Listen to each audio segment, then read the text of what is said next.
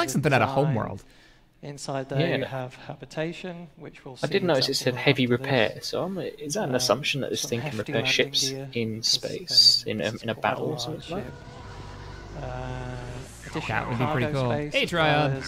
One of these days I'll show you my ship list. Oh, I'm sure it's epic. I've seen the community one. Armco fleet is huge. Staging area, this is where all your robots are. 588 left. Wow. Built, essentially. That's going to be gone. Materials. Yep, before the stream is over. Manufacturing was where all the magic happens. Moving on, these are some of the final images that basically look at the been scale built for this ship. So you can see the habitation pod there already. And you can see there's walkways in there. So it builds player, like the habitation pods inside in atmosphere. Because look, you've got a couple of humans just hanging out on the roof of it inside the ship. So is this the longest ship that they've released yet? I don't think so. Good advantage or I think there's 2 others that are bigger. Depending on if you have have to assume there'll be a a base. deployment crane to deploy them onto the ground once landed. And then this is the bridge. Or does it build it, like you have to land and then you can go into that bay pressurized and then it'll like deploy it, maybe? It builds it, it lands right where you're going to build it and it builds it on the spot maybe. I like the bridge. But that's actually the I do too. architect station. 1, 2, 3, so 4, that's the 5. console. There's 5 of your 8 where crew you're right there. designing, your configuration. 6 of them, there's one in the back so too. Choosing 1 pod, 2 pod, 5 pods. Moving on. Well, and then the captain. Rather cool So engine there's room. 7 right there. You know, basically this will be a large. It was open max space. crew 8, correct? Again, asymmetrical max from crew of the 8. top. Okay. You've got some And mind really you, this is all interesting concept turbines, footage, so which gives I wonder really how much cool of this concept animation art made it into the opportunities. final release. Yeah. And it's very different to anything that we've seen. We may so not far see in the a render Star of this Citizen thing universe. today, since it is the concept sale. Habitation. Obviously, you've got space for a Tuneful, couple of $5 venues. donation Everybody wants says, big when berries in applying their ship. boredom, please insert salt into port A, B, C, and D, etc. Split level rooms. So, all the salt today. Space for chilling out, just watching TV, or just having dinner with your friends. Hopefully they blow us away with the bunk room. The last again, very utilitarian, very basic, down to basics. You could, if you look closely, you can see one crew member in one of the pods, just lying down. There he is, right there. And this is just a quick size that thing compared to a caterpillar. a quick, whoa, quick googly moogly. Wow. A quick And slide cats are put huge. together. What's that other ship right next to the Just to give you an Caterpillar? indication of comparative sizes. Yeah, Mustang. Yeah. You've got a little Mustang in there. Yep. Which will fit on the landing pad. You could spit a caterpillar in the middle of that thing, no problem. Sort of final rendering of just showing the ship in its full glory. So, do you think they'd have a variant where you even though could it build is a ship in it, utilitarian like and build sort a of, Caterpillar? Quite That big would and massive, be epic. Or you could swap out some Again, modules, with yeah, this so sort we of can like graphical manufacture. branding, it's kind of still giving it. We've broken up So shapes. I'm making the assumption it's got a hangar bay. A really sort of futuristic feel. Retrofit one to be a hangar bay, that'd be amazing. Yeah, I'm pretty happy with it. Yeah. CR, thanks for $2. Yeah, if you could make this into a sort of an org level aircraft carrier, spacecraft carrier. Yeah, it's got a real like just now using gonna what you hand got over vibe to to Tony. it. If you had that as like a carrier or a supply, some type of supply port carrier. Would be really awesome. So before you can actually begin construction of your new outpost, you'll need to first select and purchase a plot of land.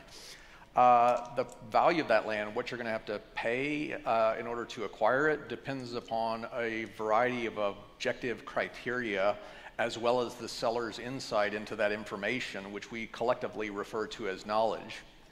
One of the things that we track for each section of land that you can potentially purchase is the resources present and the quantity. Another one is the current market value, which will obviously impact the value of land. If the land has an abundance of a particular mineral that at that particular point in time is exceptionally valuable, then that's going to increase the current value of that land. But it's a very dynamic process. The level of certainty, that's interesting in that knowledge, information within Star Citizen is very often an analog concept. You don't necessarily know something or not know something, but rather you know things to varying degrees. And the easiest way that I could give for an example would be to consider a car that you're thinking about purchasing. If you're being asked to purchase a car and you haven't actually seen it, you're going to be very conservative in terms of your estimate of what it might be worth. If you're able to see it even from the exterior and verify there's tread on the wheels, the paint job looks okay, etc., then that's going to increase your perception of its value. Who if are you're we able paying to actually for this random turn the car open on, space make sure it's areas running, that we're claiming? or better yet, I'm assuming the UE because they were talking about with the base mechanic. If you had a claim, then you could get UE protection. With the value of land, which ties like a UE security, Marines come down and setting up these outposts ideally actually in stand locations to exploit like a lot air of cover, value that's sitting on the Probably surface of just these a planets. no fire zone or something. The Automated next one up turrets, would be perhaps? when the info was last Oh, you think verified. like a PvP Knowing free that zone, maybe? there is a vast abundance of gold at a particular area, but the information is stale. It's 2 weeks old, it's a month old, it's 6 weeks old. As it gets more out of date, it becomes less and less valuable. And so what this means is that players will routinely have to refresh the knowledge of a particular area in order to maintain the perceived land value within the game. The last thing that I'd mention in regards to what constitutes knowledge is the value of location. If you've got a field of copper ore and it's in close proximity to a refinery, potentially at an outpost set up by one of these pioneers, then that ore field, the land that what you'd have to pay to actually purchase that land is going to rise in price. If on the other hand there's no refinery on that planet, and you have to basically spend 20 minutes basically carting the ore to another refinery and then getting it to its eventual destination, that's going to lower the lower the perceived value of that plot of land. Tying in mining, So tying in knowledge within the exploration, game tying in is land a really ownership is the fundamental one concept, and like economic system. Knowledge is a concept that once you've acquired it about a certain area or a certain object, you're able to transfer that to other friends, you're able to transfer that to organizations, you're able to sell that information to public information brokers, or freely submit it into the public domain. Death and taxes, Harry. Death and taxes. So yeah, Tony talks about knowledge, what it all means, but to get that knowledge, you've got to go and find that area to figure out what's there. Turtle ship. Is it right for I you? love the terrapin. And that's where I was tempted by the terrapin when it first came out. You I could take resisted. your Pioneer and do all this. I bought with your one, Pioneer, melted it, and built but it's probably and not bought going to a be Carrack. the best ship for scouting locations. We've got a whole wealth of. There's 359 of these big exploration bastards ships still for sale. that are Ha! They're designed going to for sell out finding before the that stream is even information over. out. It's like you wouldn't take your oil rig out into the ocean and just randomly dot it down until you found what you wanted. They send the scouts. I don't know if I can find 3D print oil rigs. I the just might. best locations. So the ships you mentioned there, there's just a 346 small left. range of the exploration ships, like the 350. And they started with what, 10 sold at the beginning of All this? exploration. Yeah, Yep. and Have that's slightly it. different pros That's a and pretty strengths. You've got the single ones, pretty you've got good the per big hour cruise. purchase there. And they're just there to help find. Nothing like where making, you want to send your Pioneer to. $750,000 find in a nice location. less than an but hour. That's if fine. you went there in your Pioneer, you're never going to find out where Chris Roberts is currently nearest bathing refinery, in like money. Tony talked about. You could build it and you find it's millions of miles away, and that's going to be a waste. So these exploration ships are really sort of. So it sounds like key they're trying to finding give those places. exploration ships Yeah, and one of another the things role we're outside of just going aiming to through do like is make the sure wormholes that there's and a all lot that. of gameplay associated with these high-level concepts. Yes, you'd get out there, And by get that I exploring, mean, report back to your group and say, I found a pretty good planet with if these you resources on it. discover, Amazing if ores you're bit. working We need to your set a base up long-range, there. Scanners, Kind of thing, you yeah. may find I mean, it makes sense. previously Tiled unknown systems body, an together. asteroid Make it to that, where an no one org else has within to the have system knows all sorts about. of And roles there to do is something. a level of value. I'm glad that we're finally if talking you about work this, as we've your, been speculating dials for a little ages. bit, Let's talk about and you've how got, the these proper different equipment roles are and going to skills, interact, then without and it especially actually in having to group make the play. journey, you That's a could good point. increase I think this the may actually potential be the value first time of I've that, ever talked of that about how knowledge find miners are going to interact with builders, which are going to interact with. Asteroid is going to be all things, I mean, most they've talked about it so far was doing, like combat cover. But if you really want to ratchet it up, and this goes trading back combat to cover, recovery operations. If you actually make the journey to it, fly over, burn fuel, burn time, brave whatever dangers this ship's kind of done the completion in the chain, isn't it? And you kind of joined all three together in simple flow. Then you may actually just visually see, pools of hydrocarbons, gas venting from the surface, and again, that raises up what you know about it all the more. If you really want to get specific about what's there and maximize the potential value of that find, though, then you're going to have to set down on the surface, and you're actually going to take core samples. Give me a reason to jump into my rover. Analyzed, and you're going to do things like seismographic surveys. Just imagine the Mass Effect Andromeda exploring of planets. So all of this plays a common theme that we're trying to execute upon, which is all of these high-level ideas and stuff have a variety of different ways by which the player community can basically attack them, and by which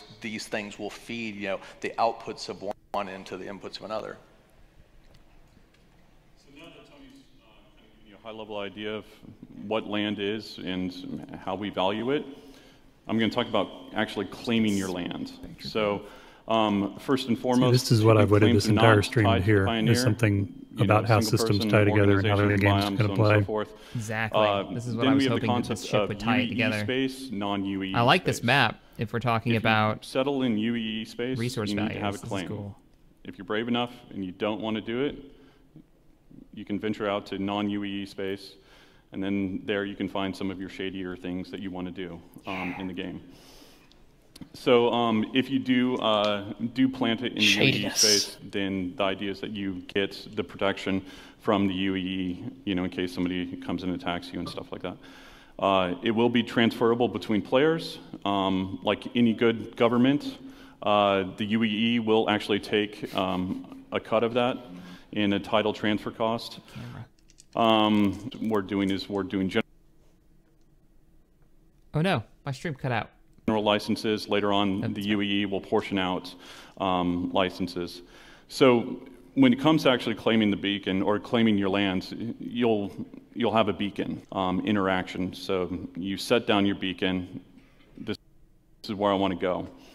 And either yourself, one of your teammates, or a data runner will take this information to the closest UEE colony office. And basically, that's when it locks in, and now that land is yours.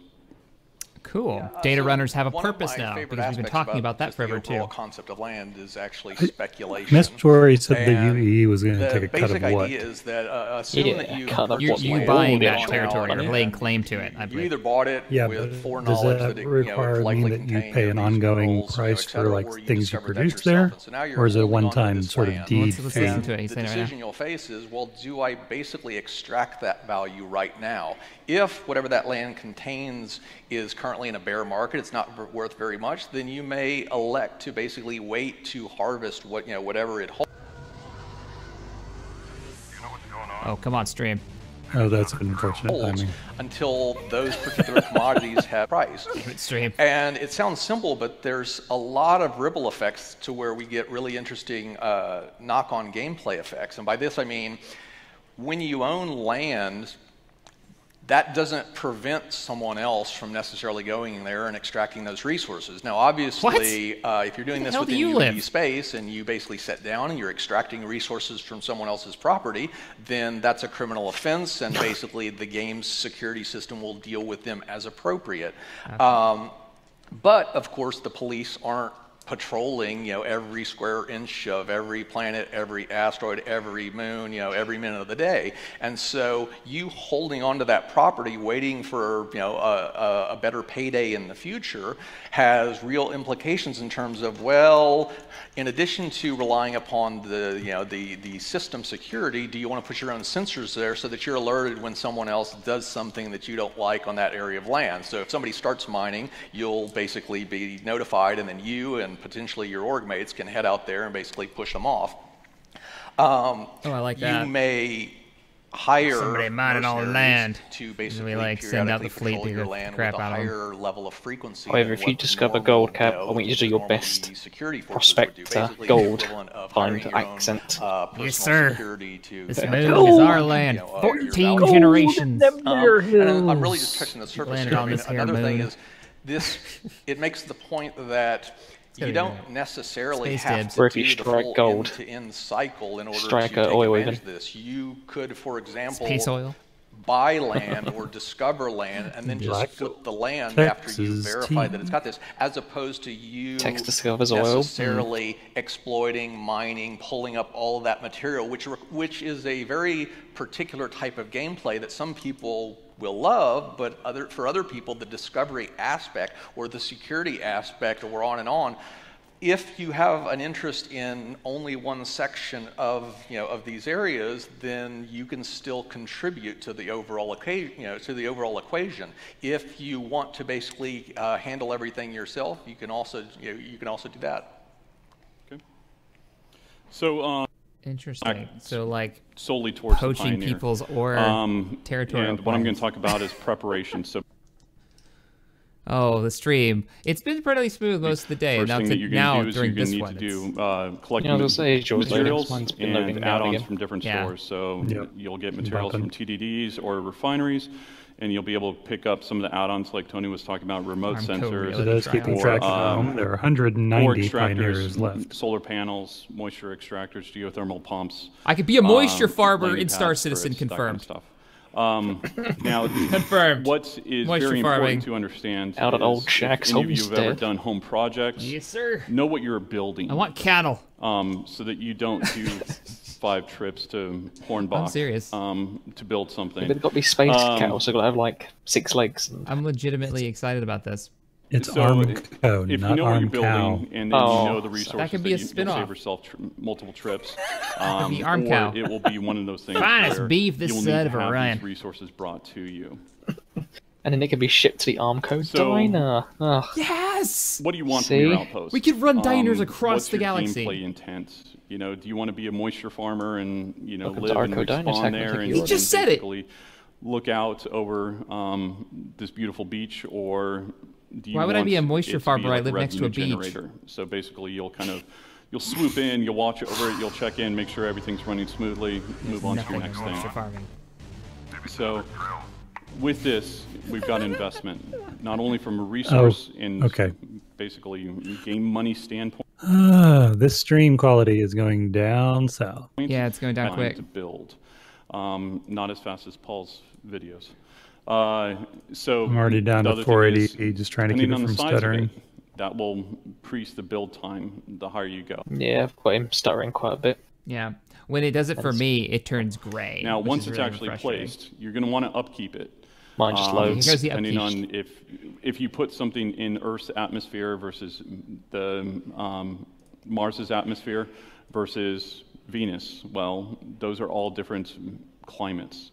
And so the wear and tear and just kind of the usual stuff that we're doing with the ships, and as far as stuff breaking down, so on and so forth, this will be the same. So configuring. Now, the idea would be that you're working the architect station. Oh, he was mid-sentence I and then skipped know. on. You're choosing the exterior layout. actually of listening it. to that And then sentence from properly as there, well. you'll move into the interior rooms. So some of the different interior options: habitation, armory, storage, med station, mining, refining, hydroponics.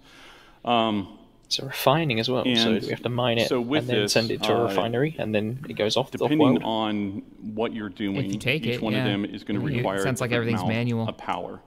And then is cool that with me. starts They've going got a into crazy, add-ons. yeah, So if you're cargo mining, system or if you're is. doing something that's very, very power Need that intensive, Vespine growing gas. things, so on and so forth, then Gotta you're ship going off to my need moisture to run from the moisture extra farm. power in there. Moisture And with the extract. add-ons, Gotta just put it like through with the our ships, if you refinery think of our first? ships What? as love the it. base hull, Oh, it's and then you 146 have your pioneers gimbals, left. you have your mounts. Wow. And I love the detail they're going with this. So moisture extractor would probably be if you're living on like a desert world. Obviously, you're going to need some type of basically you have your base structure, and then you water have to these run the item base. ports. So there you go. Like Chris always talks about. So meditation, armory, storage, med station, hydroponics. That's how we generate the power. Or gas extractors. So here are just some of the internal shots. I think you guys have seen some of these already. I like the salad spinner. Oh, that's nice. Hydroponics. Salad spinner. Different mining ideas. Storage. So one of the important things is basically if you're growing plants, or if you're basically dealing with any sort of bare form resources that will feed into our ecological system, then what you want to do is you want to make sure that you're actually storing these items, and so that you're not just mining once and then basically having to shut down because you don't have any more space. Drug lab. So in case you want to. There it is. Sneaky stuff on the rim. Everything comes back to the drug labs. Idea about research, and this would be maybe you're close to the sun or something like that, and you want to. We're also selling drugs out the diner. Those types of things. Med station. So, which would be interesting with the medical system. The main thing for us has always been like a spawn point for us. Will that be a place where we can get our sure that you have the freedom attachments to when focus on the gameplay that you find interesting? You think that we could like smuggle out drugs what in we wanted to talk about was each just some side of of the beef ecosystems from the arm cow stockyards? Support and help let build. people onto the plan, man. You've got the haulers and traders that would be dealing with things that would come in. Know it was and our plan, but now if you're mining or if you're growing our plants, beef is the well, highest these quality. are going to take these to manufacturing or processing centers.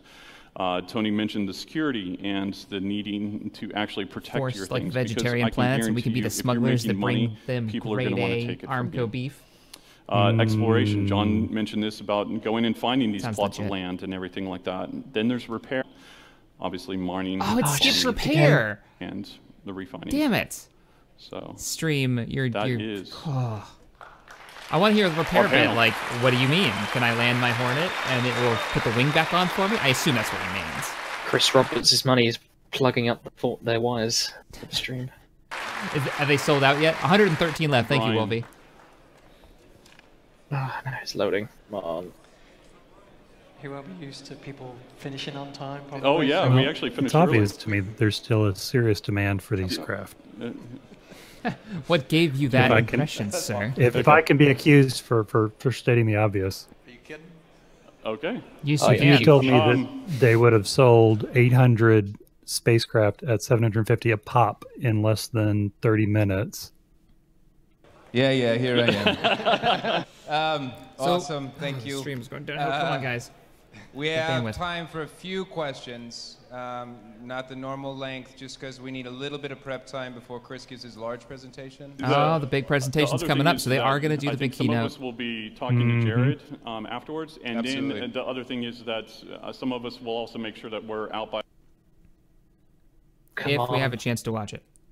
Any extra questions that we need to answer? What if Chris Ross makes the big announcement and skips over his announcement just to the end of the announcement? He's going to come out and on stage they're going to be like, 3.0 is out now, drop mic, and it's going to freeze, and we're not going to see any of that, and all we'll see is a mic on the ground. Like, well, I wonder what happened. No, it's going to be like, so, one more thing for the stream, and then it's going to cut out, and then it's going to show back up, and he's going to have left the stage. Such a big ship. I think it's a bit more specific than that. He's like, all right, guys, 3.0 release date is skip. And it just doesn't come back up. Yeah, no one on the knows. official stream, it's saying it right now, too. It's like the lag is real bad. Fits 40 by 40 meters, so there's quite a large. It looks quite small on it, but 40 by 40 meters is a lot of space. That's what we deem safe. You can, like with all things, 77 of those left, get a little by the bit way. more on there, but 40 by 40 is the designated area. I don't know, like 40 by 40 something's so safe. There's a lot of cargo options in cut there, out like 3 and times. it is right next to the they cargo bay. They put an uncut version of this on the Slides next to YouTube it, channel. so I'd like to hear wheel some it of these out, answers. put it in the cargo bay, and back in again. Okay, thank you. I hope they have a module where we can turn this thing into a carrier of some kind, you know? Like that real edge of the rim rust bucket converted ship, you know? Over on this. they always release these as like this brand new ship that we've just come out with that we're releasing. I want to see these ships like 100 years after they've released it, and it's just a freaking terrible. Outpost be salvageable?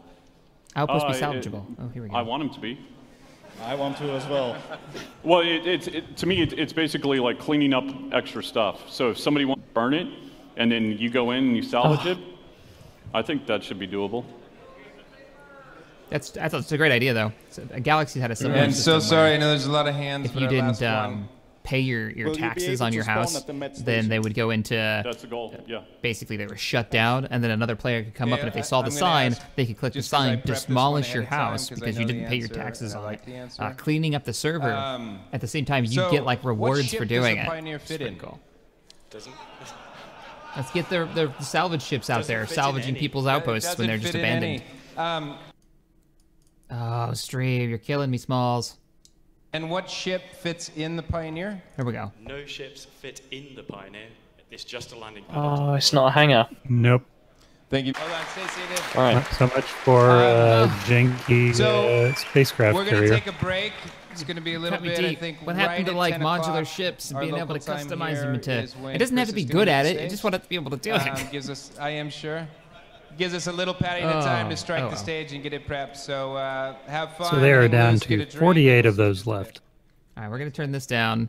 We're going to kick on some music, guys. We're going to talk about what we've just seen. There are 48 of them left. Oh, wow. They sold 1,000 of those ships today. We were right almost toward the end of this portion of the stream. There is still more coming. Chris Roberts is going to come out for the last big keynote one everybody's been waiting for. They decided to stream this all day, and it's been all right, I guess. Some of it's been pretty boring. Most of it's been pretty boring, if I'm going to be honest. It was the opening, then this part. It's all really interesting stuff that these people are obviously very passionate about. But 30 minutes of listening to a guy talking about how he invented a language for the Xi'an, or the John, or however you say it, I don't know. It's not compelling streaming. Yeah, on top of that, if you've been keeping up with development of this, you've seen all this stuff before. So everybody who's watching this, if they're that into it, has already watched it over on Around the Verse. So it wasn't anything like incredibly shocking and new. It was like, it's been a long stream today. And now, not a very stable one, sadly. Yeah, let's have to get it stabilized for the keynote. You guys are getting that too, buffering every bit? Yep. It's coming right here. And freeze. Nope. So, anyways, we got a ship coming. The Pioneer. It's going to be able to build bases. It looks awesome. It looks great. It looks like something out of Homeworld, which is not a bad thing. It looks really cool. Probably because of the paint scheme. No, you're right. It totally looks like one of those ones from the last one of those land carriers from the last Homeworld that game. Ground-based Homeworld, the prequel, yeah. That I cannot remember the name of. I did the whole Let's Play of it. Homeworld Deserts of Carrick. There you go. That's the one. It's actually a really good game. The campaign is pretty good. The helmet flip! So now we're going back through the old CitizenCon videos, I see. Alright, so one of the things we're going to the Hornet. So question for you both then.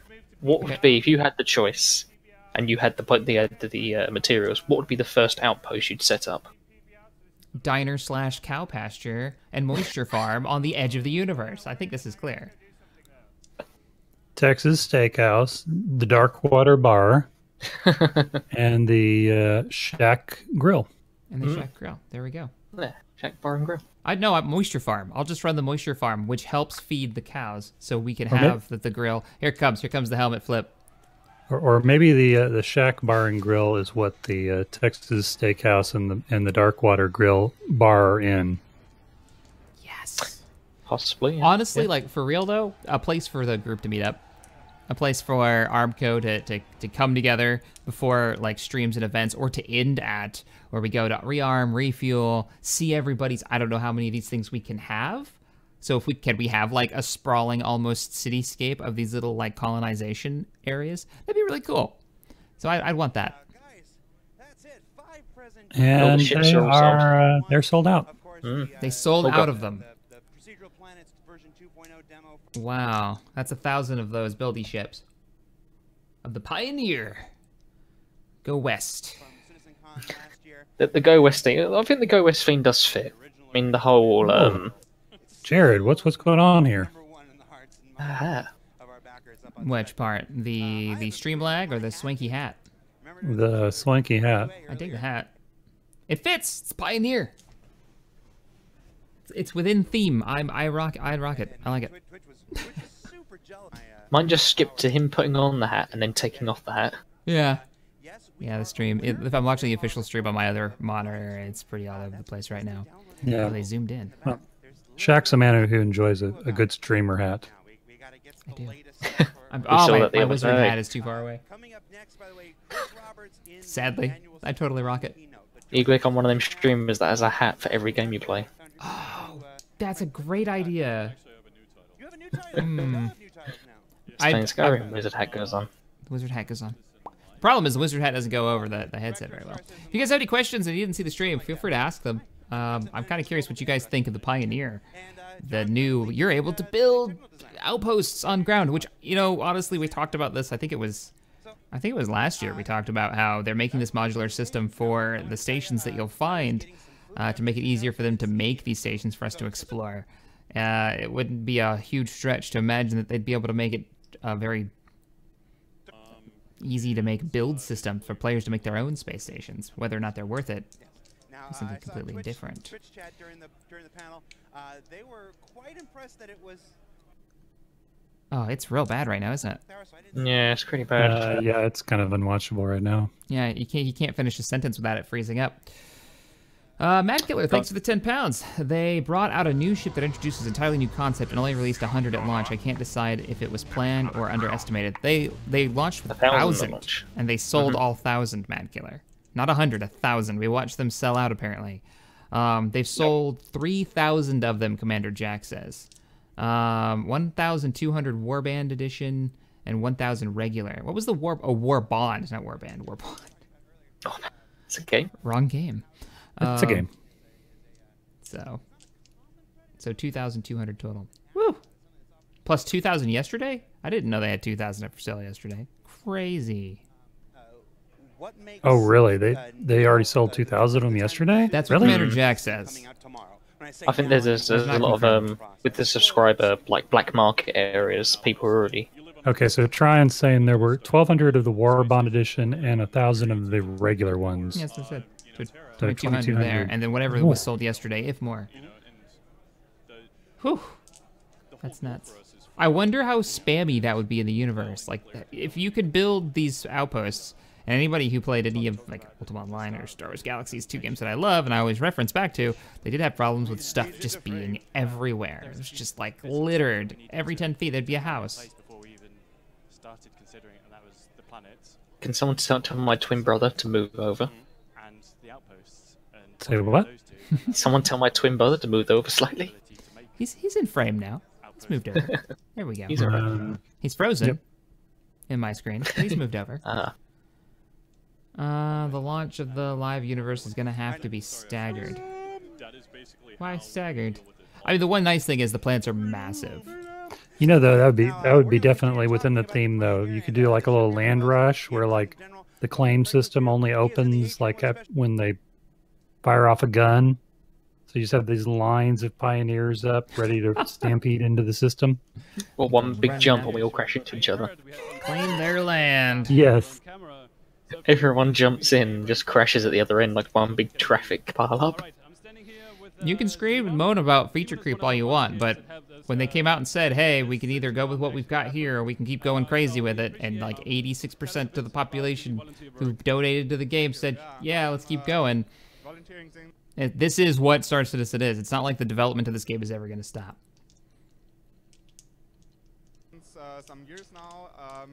This is what this company makes. They don't have any other games. They make Star Citizen. It's an MMO. It's going to be in development for all the times. Thanks for $10. Uthris says, at work, thanks for giving me something to listen to today. Yeah, no problem. If you get sick of our voices, you can check out the official stream over on their Twitch channel. I'd like to let everybody know that they're going on. This is going on right now. and they're about to start the last big, what do you call it? The keynote. Chris Roberts is coming back on stage. Yep. Probably to tell us more about how that you too can buy this one ship through buying a hard drive. He's going on to his next sponsor. Oh, man. AMD or Nvidia. Nvidia. Or he's going with this one of the stream platforms, it's Twitch. For you guys, so you know, they opened with, oh, there goes that freezing up again. Yeah, the stream's not looking good. They opened with, what was it, guys? You guys explain it. They opened with a Oprah Winfrey moment where they came out with a really cool cinematic where the ship where a caterpillar got blown up and you were a crate that got sucked out, re-entered in the atmosphere, landed on the ground. It came up to on that same crate on the stage.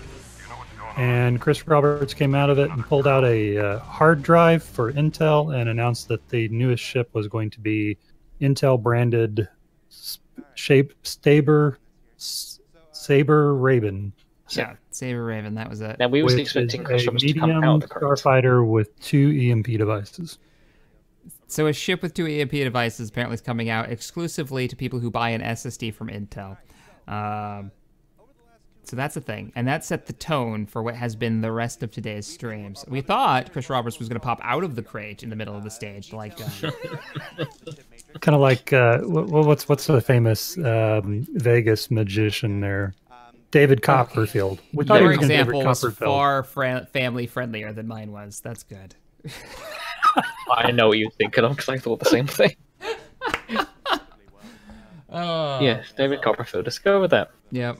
So, Mad Killer, thanks for the £5, says, I can see it now. Tex and Shaq land on a new planet and stake a claim, and we shall name it This Land. This Land. And then he will betray me, and I'll say, and then Blitz will be impaled.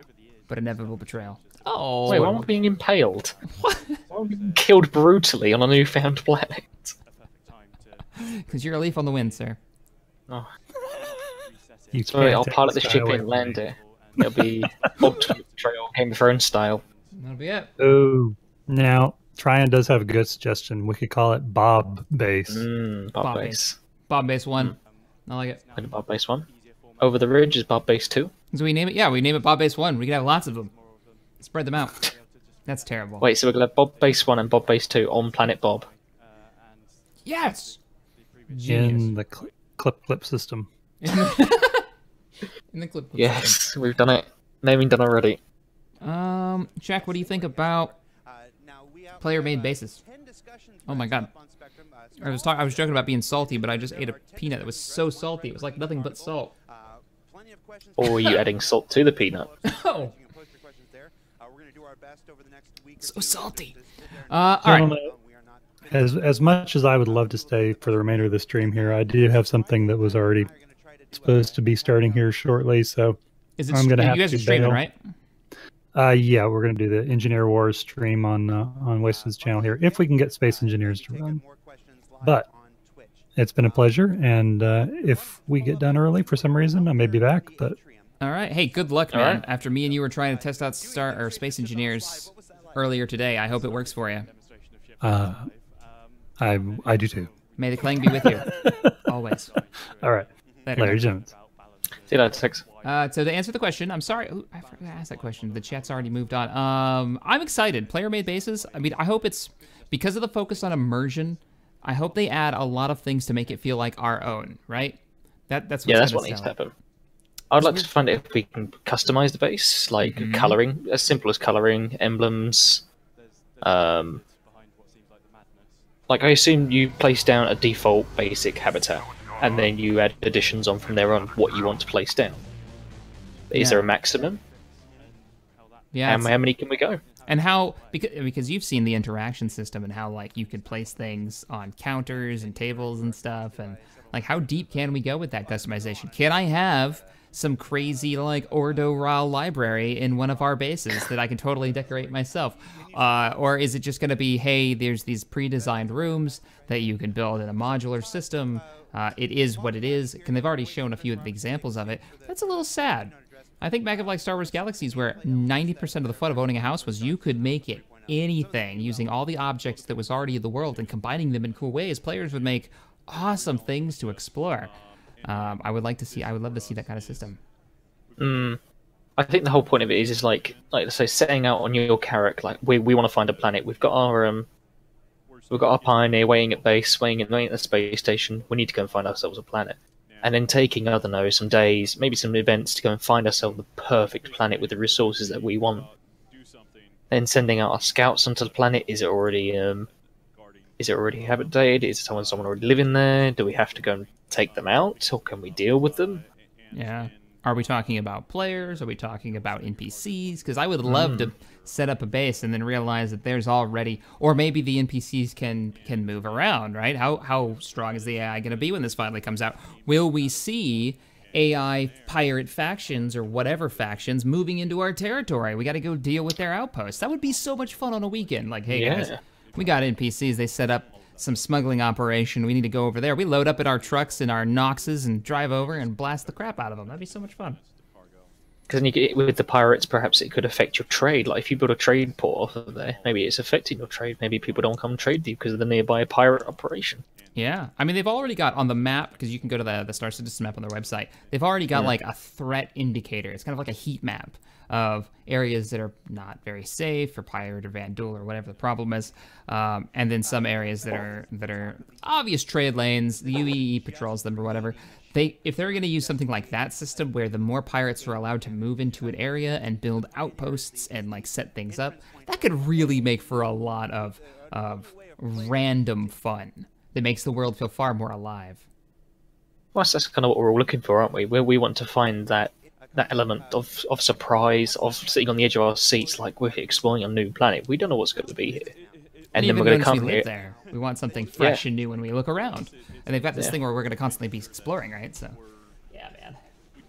Yeah. Send the scouts down from the Carrack, like, oh, you guys go down, and then we'll bring along the bigger ships and bring them in to help colonize it, send down security forces. Have we got to clear out some of the local wildlife? Oh, that's a good point, too, yeah. Like if there's going to be hostile creatures down there that are going to cause problems for the outpost that we have to deal with, or build some kind of particular defense against to keep them away from it. I think of the Rebel base in Star Wars Rebels with the spiders. They had to put up those broadcast little beacons to keep them away from the borders. Yeah. There's all kinds of fun stuff that they could have. They could have a lot of fun with this, as long as they don't say, okay, well now you've got a modular base and you can have bases, you want a bases, and never look at it again. It's just a dead game mechanic. Because that would be really sad. Yeah. I like where they're going with it, though. Like, part of the stream that they showed with the Pioneer was how this is going to kind of incorporate the other ways of playing. So exploration, hauling in resources, mining those resources to build more pieces of the base, dropping them off inside the Pioneer. The Pioneer 3D prints the element of your base that you want, and that base helps you do more of these things, like refining and packaging your cargo to be moved out to wherever. What else did they have? Moisture farming, medical, all kinds of research, drug labs, your actual trade ports. Like you could do your mining and then your refining straight into packages onto your ships to go and take it to the nearest spaceport for sale. Yeah, which is that could throw a kink into the economy a little bit if people can just like mine the resources. But it would be neat to say, okay, there is this planet. It's a desert planet. It's got a high population. Doesn't have very much water. We can set up moisture farms on the moon surrounding that planet, or on the moon surrounding the gas giant not too far away. Or hell, right now they've only showed base building on the surface of a planet. I would love to see this thing being used to build small. Think of Cloud City, like Tibiana gas mines that we can set up and have a little spaceport. That would be awesome. So there's a lot of ways they could expand this system that could be really, really cool. It's got to allow for more ideas to flow within the community as well. Like people in the chat are thinking up their own ideas. People in Discord will think up their own ideas. What outposts they want to make. Like, do they just want to go pure security? Do they just want to have a really heavily fortified outpost and say to people, you can settle nearby, but we'll protect you for a fee? What was it? Guy Leader says moonshine farms. He wants to make the finest in drinks that make you blind. Of course. I don't expect anything different. Why not? If they're going to have like drug manufacturing bases that you can have out in like pirate space and hidden on on Moon somewhere. Why can't you have moonshine setups? That'd be pretty great. And then if you're doing the whole illegal booze or illegal drugs, are the UEE gonna come down and go, "Right, what are you doing here?" Yeah, like what are you doing down here? And how will the UEE respond to that? How will they deal with it? Yeah, do they send us a shut down your outpost and they take it over temporarily? Do they attack it? Do they set a time so like players can actually get on to defend their outpost? There's a lot of game mechanics there that I'm not quite sure how they plan, or did they just keep you from building it? Like you can't, kind of like Eve does, you can't build certain facilities in protected space because they'd be protected and you couldn't do anything about it. So you can only make them in pirate space, and that means you have to deal with well, PvP. Can you bribe cops? That's a cool concept. Like, if you're gonna run someplace like this, can you bribe the officials? Like, there's all kinds of fun RP things in there too that could be built into game mechanics. People are suggesting the coffee farm. Yes. Oh yes. Coffee farm. Yeah, but yes, for actual hydroponics. What can you grow in the hydroponics lab? Yeah, they showed the lettuce spinner earlier. Yeah, yeah. They had a lettuce spinner. Pretty Are you saying Armco's going to become the #1 provider of lettuce? Well, no, I was thinking coffee, and that was just the example they showed of plants, but sweet. Armco Coffee. Like, allow us to have name brands. How cool would it be, this is probably going a little too deep, but how cool would it be if they had a reputation, like a normal reputation system for an MMO, but instead of it being a reputation system based on like, okay, in Eve, you work for a certain faction, certain corporation, and that you gain reputation up until you can get something from them, better missions or whatever. But in this instance, it's a market reputation for objects that you create. So we could literally have Armco Coffee, and as you continue to trade it in the universe, it becomes like, it gets its own reputation and the value goes up for that particular thing that you've been making at your outpost, if you can protect your outpost long enough to continue to produce it. Like, that would be a cool mechanic. They've actually gone offline for a bit. Yeah, they have. Oh, maybe they're restarting it because of all the issues. Because, hey, hang in there, guys. Don't go anywhere. We're going to be doing the big finale show. They're going to be streaming it shortly, and that's the one we're all waiting for. So they're probably going to restart the stream momentarily to fix it, since it's having so many issues. Probably all the jumping and... I can get Molov coming up if you want a second person for any opinions. He's quite salty as well. From he got home and found out about the whole SSD thing and found it. Oh god, no! I can't take any more salt. As I grab 2 more peanuts, I'm putting that away because that's bad. No, I think we're good. Just the 2 of us for now. Oh man, I don't know. That set the tone. That Intel shenanigans, didn't it? Yeah, it set a bad taste, a very bad taste in my mouth right away. Just start off with that though. Just start off with that. By the way, I'm in bed. Oh, he even made a joke. It's like, well, I've been in bed with Intel, so people have said. Well, now we actually are. Hey, here's this thing. You can only get this ship in this way, which we haven't confirmed. I'm hoping you can earn that in game, but that's what it said on the thing. Exclusively, Intel SSD. You can get this ship that has 2 EMP shenanigans. I think that's going to be the problem. We've got to think about PvP as well. Like, if we're trying to set up our outpost inside UEE space, how does that work for us if someone comes along and tries to kill us? Yeah. Or tries to attack us even. Are the outposts destroyable? Or is it just the people inside them and the ships? Like, where's the... Do they operate like ships? Can they be blown up? Yeah, that's what I'd like to know. I mean, the guy talked about salvaging, but of course skipped over because of the damn stream. Yeah. So we didn't hear the whole part of it. And what it sounded like was salvaging is something he would like to see, but not something that they've... We get some music playing while we wait for the stream to start back up. Yeah. But not something that they've talked about. And salvaging could mean anything. It could easily just be, oh yeah, well, if you don't pay your UEE tax, whatever tax they've got to upkeep your house, to keep you from just spamming houses everywhere, then it'll be marked as like salvageable, and then a salvage ship can come by and just gank your stuff, which I'd be cool with. Can you make multiple outposts?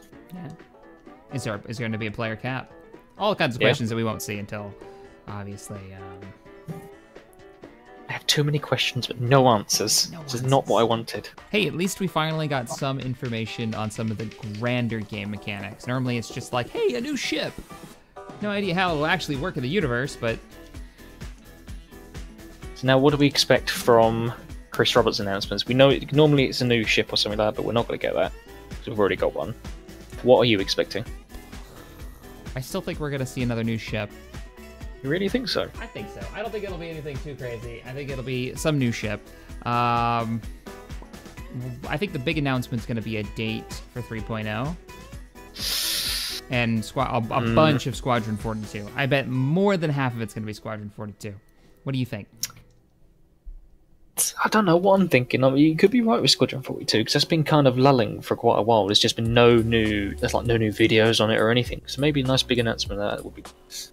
I still doubt the 3.0 date. I honestly don't think they're going to announce a thing. Not even mention it. So I don't think it's done. It's not done. Either Caddy's not ready yet. That's why I just because they've been waiting. They've been waiting for like, oh, it's coming. That maybe they just get fed up and they drop a date. Jonathan Duggan asks both me, yourself, and Tex if we had the presentation, if we was leading the presentation. What would we want it to be? What would you want to see in this presentation from Chris Roberts? What would I want to see in this? I'd like to see some bigger gameplay mechanics described. I'd like to see their concept renders of what these game mechanics would be like. How does trading work directly tied into the economy? And not like that video that they had during the Kickstarter, freaking however many years ago it was. But like, hey, this is how we plan on this working. This is how what we're planning for organizations to work like, and what you'll be able to do with your friends, and how many players we're going to try to fit in an instance. What are these big organizations going to be doing? How are they going to be working together? That's the kind of answers that I'd like to have, and I'd like to see this all about. Now, since this is what their whole concept on this is exploring worlds, isn't it? I guess as well, more information on worlds. I know we know we've got a couple of worlds on the way, but are we going to get more? Yeah. We've got the desert worlds. I think the desert world's going to be interesting. The moisture farm set up on the desert world will be cool. We need dusters. We need dusters.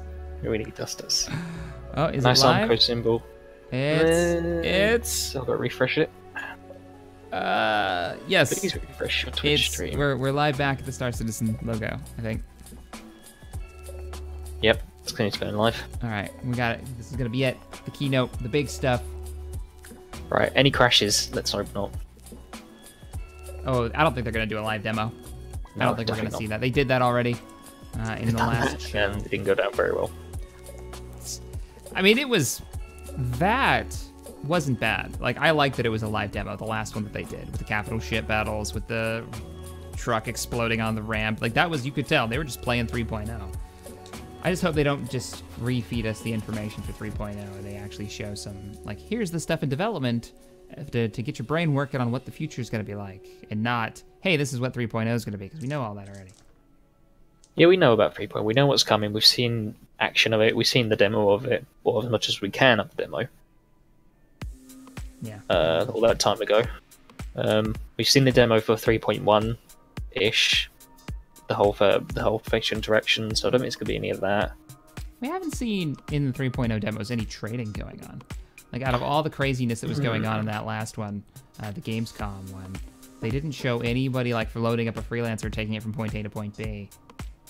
I'd just like to see that. I'd just like for him to show, right, this is a guy, he's got 3 crates of hydroponic food here, and he's going to go on a journey, and just see the journey and him just describe the whole. And then I want to see the trading system. Yeah. Like, is it you have to lift the box to like a certain area next to the NPC, or do you go up to the NPC and go, oh, I've got this on my ship, it's worth this, so.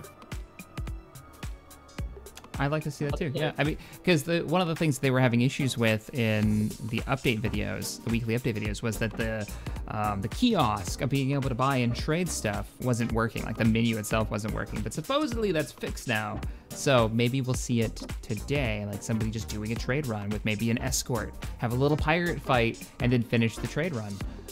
Yeah. I'd like to see that. I'd like to see it. What about you? All right, so you're running the show for Star Citizens. What they're going to show today. What would you want to see for this shindig? Well, I was going to say Squadron 42, but Player 907 reckons that's going to be for holiday live stream, so probably not today. What would I like to see? Interesting. I would like to see more on trading, as I've just said. I'd like to know the mechanics, like how would I take my box of goods? How do I hand that in? Is it just a simple NPC interaction, or do I have to take it to him?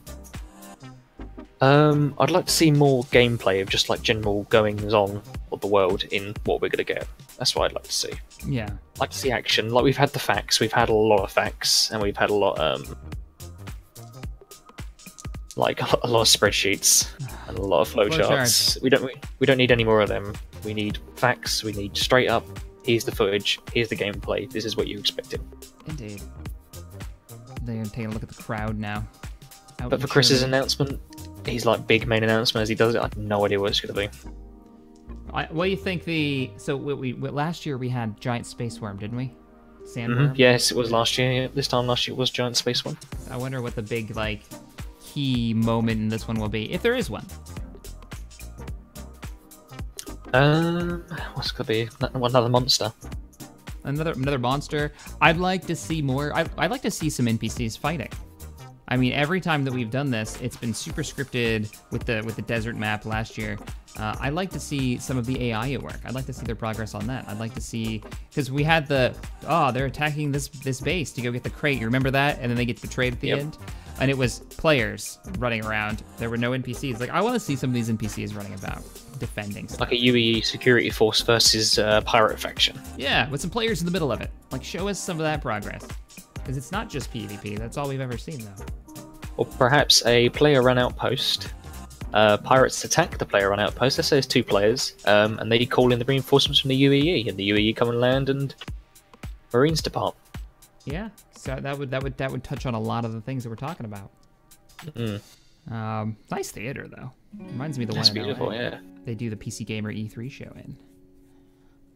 And as Tech said earlier about the cosplayers walking around, they've put some effort in. Yeah, some of the armor is really cool. Yeah, it's really cool armor going around. Oh yeah, it's packed out though. It's completely packed. I think they sold out. Not too surprising. Let's switch songs. Oh yeah. So guys, what we're waiting on right now is Chris Roberts is going to be doing the keynote, shenanigans talk, and hopefully bring in like all the real information that we've been waiting for all day. The last one was pretty good. Hey, I noticed there's no lag on the stream now. Yeah, it's nice and smooth now, and recent stuff really helped. Fantastic. So who knows what he's going to talk about? I mean, with 3.0 coming around the corner, be interesting. Let's see if they have anything new. I still think they're going to talk about Squadron 42. Since they didn't do it last year. They cut it last year out of last year's show. This year will be a big push for it. And not that I really want to see a bunch of Squadron 42 because basically it's all single player stuff, which I'm really excited for, but I don't want any spoilers. So I would be fine if they didn't talk about it at all until they dropped like the first release trailer and then got the game out. So keep it all universe be curious stuff. to what we see. So what have we touched upon tonight, I guess? But maybe it's going to be linked onto what he's been talking about throughout the whole, what they've been talking about throughout the whole stream, though. Like the whole trading, settling, exploration. Yeah, exploration, planets, languages, the alien languages, and where their designs come from. It's all been about exploration. So maybe we'll see a deep dive into how the exploration system's going to work. I would be totally down with that. How are we going to scan down wrecked ships, alien craft, relics and ruins, new planets, territory? Because they said you get to scan territory, right? To constantly keep it updated in like the system to keep the value up there, something along those lines. It'd be interesting to see that, how that's going to work. Is it on the hour restarts, is it? It should be. We'll see. Yeah. It'll get dark on the stream, and then we'll know. He'll come on wearing his new money suit. The suit he just bought with all that money he made off of the Pioneer. Oh, definitely. Oh man. Indeed. There's a lot of rushed talking. It's chaotic. Hey, Wolfie, have a good Arma 3 event. Say that, Wolfie. Huckabee. Yes, Godly. 3.0 is still being tested by the Avocati testers. They're the guys kind of test it before it goes live, really, and they kind of find the smaller bugs. Or the bigger ones. Or the bigger ones. Yeah. And it gets sent back to them, and then hopefully it should be in our hands. Somebody said in chat that there were 16 new bugs currently on the list, the workup list. I don't know how true that is. They used to be down to 1, and now they're back up. But I guess that's the nature of the beast, right? Working through the bugs until release.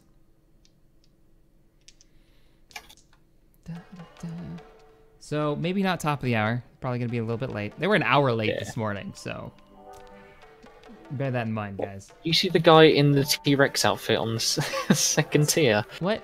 I do now, and I think he's being told to like. What? Get out. Get out. Get out. Leave. We don't like dinosaurs. This is not. Some of the guys with the armor. Prehistoric stream. I can't tell what those guys' shirts are. A lot of orgs. So you'll see a team. Yeah. See, I want to see a nice long line of us wearing Armco shirts there, maybe one year. Yeah, but our shirts have to be way cooler than that. Yeah. Oh yeah. How could be citing somebody's poster? Totally is. Oh man. All celebrities now, all of them. Right?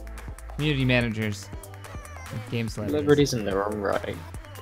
16 found by Avocado. Thanks, Tron. That's what I thought I saw. 16, yeah. Do we know if they're majors, minors, or trivial? Or critical? Or critical. Yeah, I mean, we don't have a release, so something's holding it back. Oh, it's got to be smooth, though.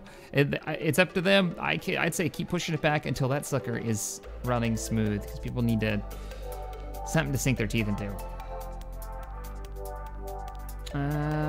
What was that? I don't know why, but I'm in the mood for Starship Troopers, Brian says. Because it's awesome. Dun, dun, dun. So ridiculous. Tron, did you say they're critical? 16 criticals? Wow. Oh, if sweet. They are, we're... Huckabee. Beard. Wow. If they are, that's... that's scary. Some stuff, man. Huckabee beard up in the face. Beard citizen. 16 criticals, though. Woo. Wow. Interesting. Go Evocati. Not 16? Now, player says it's not 16. 4. There's a debate now. We've caused a massive debate on how many there are. Yep, it's gonna be a riot in chat. No, you're wrong. Split it up. It's not as bad as you say. That's impossible. You're not my father. Wait, what? What? Wait a minute. You're damn right I'm not.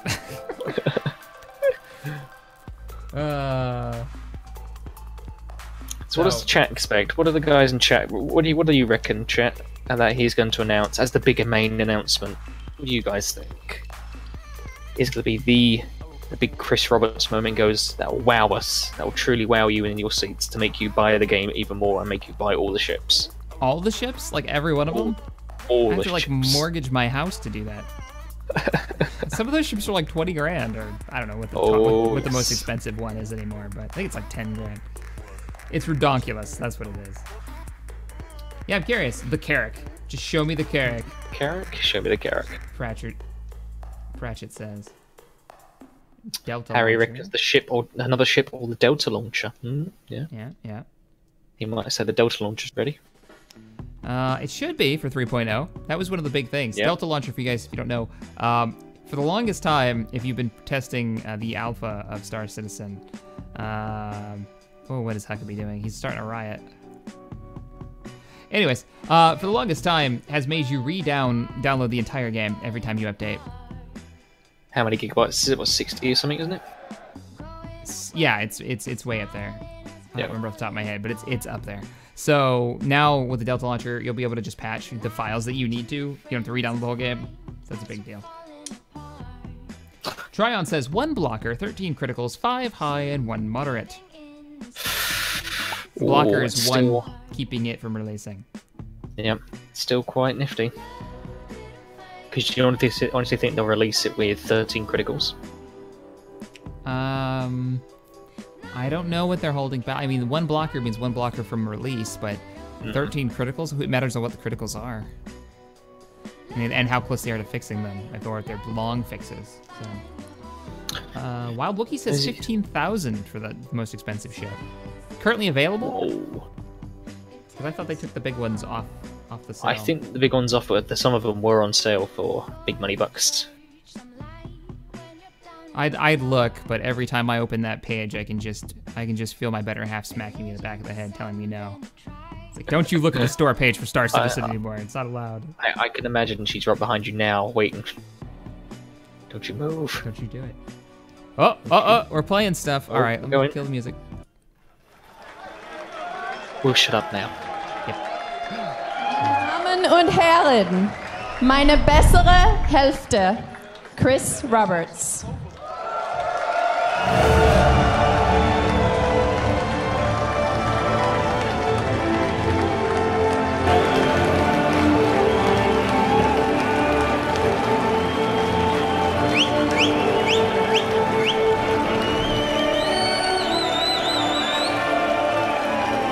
Nice entry music.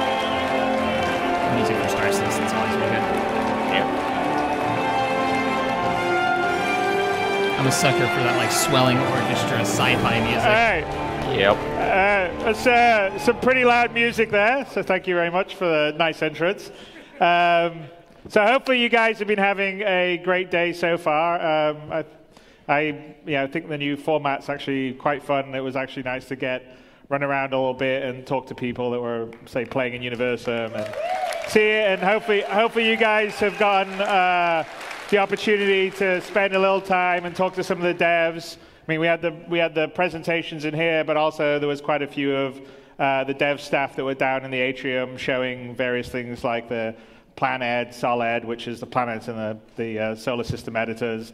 And I don't know if any of you guys got to try the FOIP, the face over IP. I don't know. It's they had that on hopefully the floor. you did. It's pretty Nice. cool. It's made some strides since Gamescom and played in the Planetary playground. So it's been I think quite good. So let me. This thing's actually good. There we go. So there you go. Well, anyway, I was talking about the auditorium, where I think we had some pretty interesting panels. It seemed like the animation guys did quite well with their nice videos. And obviously the Pioneer panel we had just before here, which is something that I was saying actually when I was wandering around in the Universum side, is the extra amount of game mechanics of these planets, that having the planets that we're building allows us. I think it's pretty exciting because there's a lot of potential gameplay that goes beyond just straight sort of combat or trading, which is what you would typically get in a space game. So that's pretty cool. And then obviously, we spent some time talking about the beginning of the Stanton system. And I don't know if any of you got a chance, but there's this really cool little My Radar app, which will now have the moons of Stanton and Delamar, which kind of pretty cool to watch it spin around on the My Radar app. And of course, the Raven was cool in the atrium, and so hopefully you guys, like I said, had a good time in the atrium talking to the devs. And one of the things that we were doing there was letting you guys sort of get a hands-on with the weapons team. And we have a weapon that's sort of a special skin for CitizenCon, which you can get on the web. But that's cool. For everybody here, I love the skin system. I think a fair number of you were sort of hands-on with the team, and they were sort of Armco Orange. You guys were interacting, deciding, or giving feedback on like what a weapon design or color scheme could be. So I picked the two best ones. There was a few more than here, but these are the two ones that I felt could be okay in the game. There was a few that were maybe a little more colorful.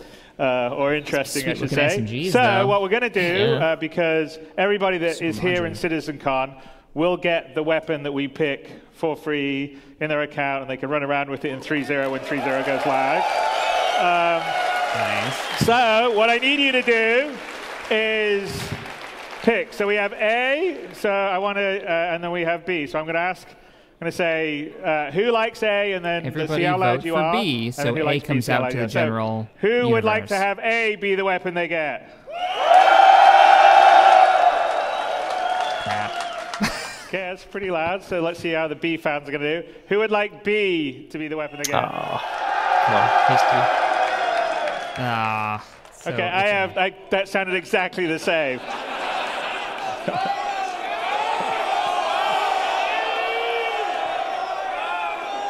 So are they picking for themselves and then the other one will get released? Okay, all right. I don't know if they'll one release more the other one or not. time. I would just assume. Be I mean, they've already made the loud model, for the one right? you want. A. Or the skin. It's obviously A. Black and orange looks damn good. B. Oh, A, definitely. But this is what they'll get.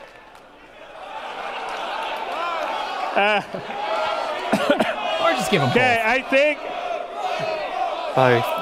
And then release it to the world space anyways, because why not? This is how democracy works, everybody. Yep. All right. Bunch of people screaming in a room. Bam, there you Easy, go. you could do both of them. Nice. Yeah, he did. Yes, he did. We've already made the model, so screw it. We'll just give them both. So our citizen election 2017. All right. And, yeah, obviously, hopefully you guys Who's went the new and CEO? played in the Universum. You could play a little bit of a taste of kind of what it's like flying around and interacting on one of the moons of 3.0. And those machines are all set up with the fast octane drives and the Intel stuff. So I think it was pretty fluid. It was pretty cool. So hopefully you guys had fun. Who got to play? Who played up in Universum here? Straight up. It's not even a joke. I love how he started it with a lot of you guys just assumed. Now it's legit. Yep. And then, yes, you got to mingle with the devs, which was, I think, pretty cool. Hopefully you guys got to talk to other devs besides maybe me. Yeah?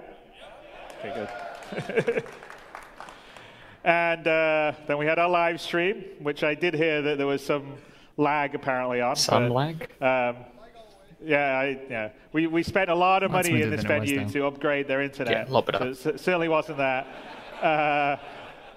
So we're going to blame it on Twitch at the moment. Twitch. I was watching some of it back when we were working on the presentation back there, and I wasn't getting lag. I was getting a couple of, like it would pause, and then it'd be fine. But I didn't get lag, and it wasn't stuttering. It would just like freeze, and we'd miss 10 seconds. Who knows? It's our curse. Anyway, here we go. So what's next? So right now, as most of you know, we're working on getting 3.0 out. We've currently got it in Evocati testing. Are there any Evocati members here? Okay, well, thank you guys very much, because you're dealing with the painful part of it, where it crashes a lot, and you guys have to sort of not concentrate on the fun, but concentrate on the errors. We say, please, we need a lot of people playing this thing. And I have to say, I don't know what you guys do, but our QA staff never managed to do the things that you guys did to the servers. So we were like, oh, this is looking good. It's 30 frames a second. And we put it live to you guys, and it's like, Evocati team. Now 8 frames a second. What do they got? Oh, they've got 20 Starfarers. What are they doing? But yes, as I said, so we're in the final test, and one of the nice things about what we're delivering in 3.0 is also the Delta patching. So, you know, on the dev side, we use it all the time. Our updates are way quicker. I think probably for you guys on Evocati, when you download, it's nice not to download 20 gigs every time there's an update. Funny that. And so I'm excited about the Delta patch more than anything else. I think that's going to be better for you can see it on the screen behind him. It looks quite pretty, actually. Down the road for our sort of future delivery of content and features and patches. So we're quite excited by the Delta patcher, and as we move into the wider PTU and then live, everybody's going to get to experience. But it definitely makes your life much easier, and getting sort of quick patches and updates. Why do we need an extra button for Star Marine in a less Rita of a deal, commander? and if you've got constricted bandwidth. That seems a little silly. Curious, isn't it? Yeah. So, what are we going to do after 3.0's out in the very, very near future? So we've decided going after 3.0 that we're going to shift to a date-driven model versus a content-driven model. So our goal is to do quarterly releases, and we're going to have a roadmap of features and content that we're working on. And the ones that sort of make the date get in that release, and if not, they'll shift to the quarterly release after it. And so the idea is to try to have more regular updates for you guys to play, so you can give us feedback and iterate on and see the game grow. Because 3.0, obviously, it's been quite a while since we delivered the last patch, which was 2.6.3, but really the last major Delta patch will allow for 2.6, this. That makes whatever sense. it is now they'll be able to actually do 2.6, incremental updates instead 10 of, oh, months hey, or guess so. what? 5 meg update, That's just too long re-download to 40 have gigs. a sort of content drought for you guys. See you in a couple of after hours. 3.0, now that we feel that we've got the bones in place for the persistent for me, it's like half a day. of, fully persistent ships, characters, items, the planetary system, item 2.0, a whole, the entire UI, the Moby Glass, all that's been revised. Feels like it's a really nice building block to be dropping on features as we go and content as we grow. So going forward, the plan on Star Citizen is to, like I said, be date-driven, not so much feature or content-driven, which 3.0 is sort of feature lock because we have to deliver a lot of these things all together, else any individual one of them won't work. So I think that'll mean a better, sort of more regular experience for you guys, which will be good because if there's a content drought for a while, everyone sort of gets a bit bored, and that's not very good. So we're aiming to do that going forward after 3.0, and the new Delta patch is definitely going to be something that helps us do that, which will be good. We're working on our sort of production report formatting, so next week we're going to update it, I think, to be a sort of a little more readable or understanding for the close down of 3.0, and beyond 3.0 we're going to present a full roadmap for the Star Citizen roadmap in terms of what features and content we're working on in what order, and that'll be as we go live with 3.0, we'll release that with you guys, and then we'll also present a roadmap for Squadron during our holiday live stream, as well as show you, a portion of what we've been working on Squadron. So that's sort of our plan going forward, and along the lines of that, we are now going to give you a bit of a preview of what we've been working on beyond 3.0 for Star Citizen. So this is the fun bit. So we're seeing beyond 3.0 again. So yeah, that's fine. I'm cool with it. Yeah, that's what we were hoping for. We didn't want to sit and Okay. talk about the thing that they've been talking about to death. Let's So, get into the a lot of you would we don't want to see probably, this. recognize this. This is Astra Armada that's in ArcCorp, which you probably know from when cursed we ship. released the social module. And one of our challenges is that the new paradigm of Star Citizen is you can go to all these planets, you can explore all the planets. We're not just going to have a cutscenes go down to the surface and have a very limited landing area. So the old ArcCorp, you basically were in a sort of well-detailed first-person small level, and everything outside of it was sort of a, it was basically faked. And in the new way, new planetary tech, we can't. So here we are in Astra Armada. The Ravens there, which is the cities. They can't fake them anymore. They can't freelance them. And beyond 3.0, we're going to add the ability to buy or lease ships. So ship rentals. That would be the ship first rentals. place There he goes. that would actually be on. I want to rent my ArcCorp ships in the out. Astra Armada store. Let's get And, that. Of course, you're also Shaq's seeing used cars. some level of subsumption AI Armco going on, used which cars. is also something we're continually working Guarantee on it probably won't explode. And next year, Probably. it will Maybe. be even more self-aware. Right, let's head out. Ah, there it is. Okay, so we've got a bit bigger. Such a Blade Runner feel to it. Yeah, oh yeah, big Blade Runner feel. They've given ArcCorp a nice lick of paint, nice upgrade to it. Yeah. I like the smoke in the background too. It feels far more industrial. Got bits of like. And the big difference with ArcCorp that we have now is that there isn't really a skybox. Everything is real. So not real. It's digital, but it's there. It's a digital. Yeah, it's not just a fake skybox anymore. It's actually a city. Let's just head. It's actually real and through moving. the now. main This is my plaza of Area This 18. is security walking through the streets as well, just in and walk past them. That's kind of cool. Bit more immersion. The social module, although it's quite a bit different than it was in terms of scope, scale. Obviously, you can see a lot of the advertising and vibe stuff. Gun shop. Ah, the customs, Head nice. out through the customs.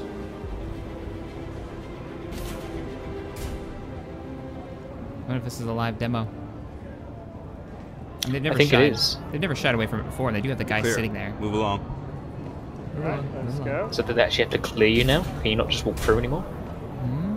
There's NPCs now, which is... Yeah, I look at the queue. Filled it up. So everyone's in a line. As always, if you're going anywhere to get through immigration. I want that guard to shoot the first bunny hopping bastard that tries to like push his way through the line. I really do. That'd be so funny. Yeah. Melee him to the ground. Right? Like, make the world really feel alive. There are consequences for being a jerk. Oh, look at the large hollow advertisements. It's so Blade Runner. That is cool. The landing That's area. nice. So very Blade Runner-esque. We got going. Terrapin! Oh, that Turtle Terrapin. ship! It's a beautiful ship. Yeah. This is a Terrapin, that ship's cool. which again isn't in 3.0, but is going to be just after 3.0. Coming soon.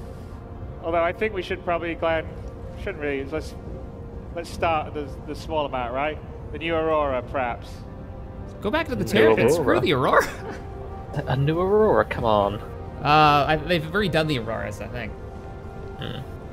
Because they're old. They hadn't had their model reworked in a long time. The Hornets had theirs done like 3 times. This thing's still sitting there. Ooh, I like the door animation. Still got the bed. Oh, you always got to get in the bed. That was a weird transition. Bit funky.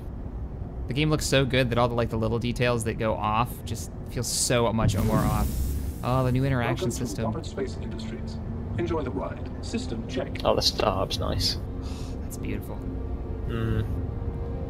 Engines are on. Oh, Jarvis. Engines are on, sir. Jarvis. The coffee is brewing. Oh, look at that. That's not a skybox. Tell me you can manually fly, though, through cities. Don't know if he is actually flying, do we? Or is it just a path it's set you on? Yeah, I don't know. Because that's how it was in the old version, in the demo that they showed.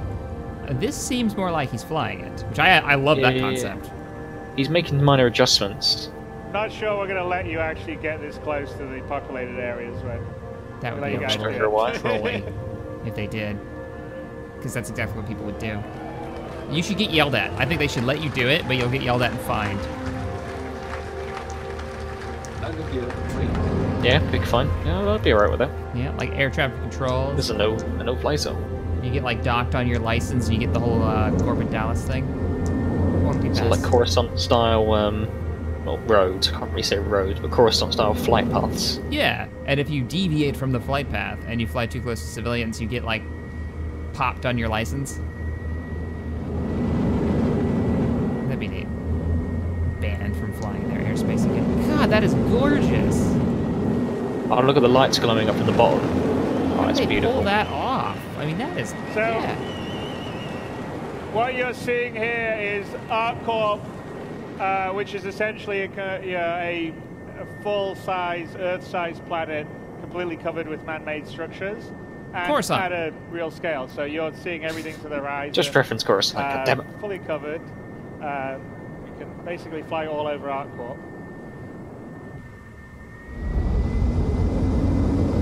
That is just cool. And then you can fly to the different landing zones. Oh man, that is so much better than a predetermined path. 'Cause it felt so fake in the last demo. But now that if you could just fly around that. You can see up in the distance another city club. So that up in the distance is area 17, and we're flying over the suburbs now. So suburbs? This is pretty much Coruscant. Yay, he said it. Suburbs? He straight up said it. Thank you. Wear your inspiration on your sleeve. It's totally legit. You might as well. You might as well. And this is our engine wizards in the Frankfurt office. Oh yeah, look at that. Doing this. That's nice. Trails. Marco Cabetta and Alex Ramati, who will be out here in a bit. Flight trails. Actually, area 17 over there is about 25 kilometers in the distance. So we're just gonna 25 kilometers for Area 17. You can see the other city in the distance. Oh, that's nice. Let's see the transition into landing to a new area. I hope it makes the flight.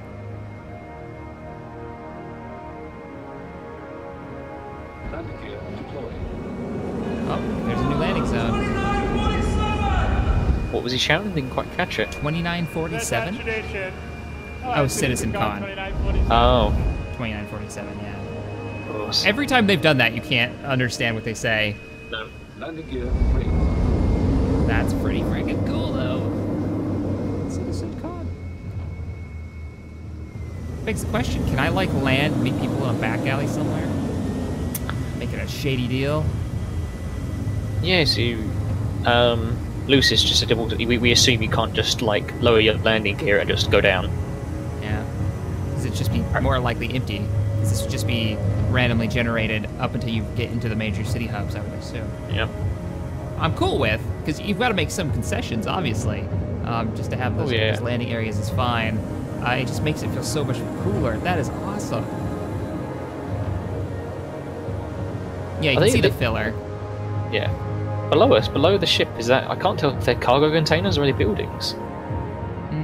I think they're supposed to be just buildings. They just haven't gotten, like... Maybe Properly not rendered. a variety or something? Now he's getting back into the city. That looks good. And longer term, that we're going to be building on our bigger, more populated planets, multiple landing zones. So Area 18 is one of them. Area 17 would be potentially another one. And we'd have quite a few around Outpost because it's such a big planet and the detail and the scale that we're going for.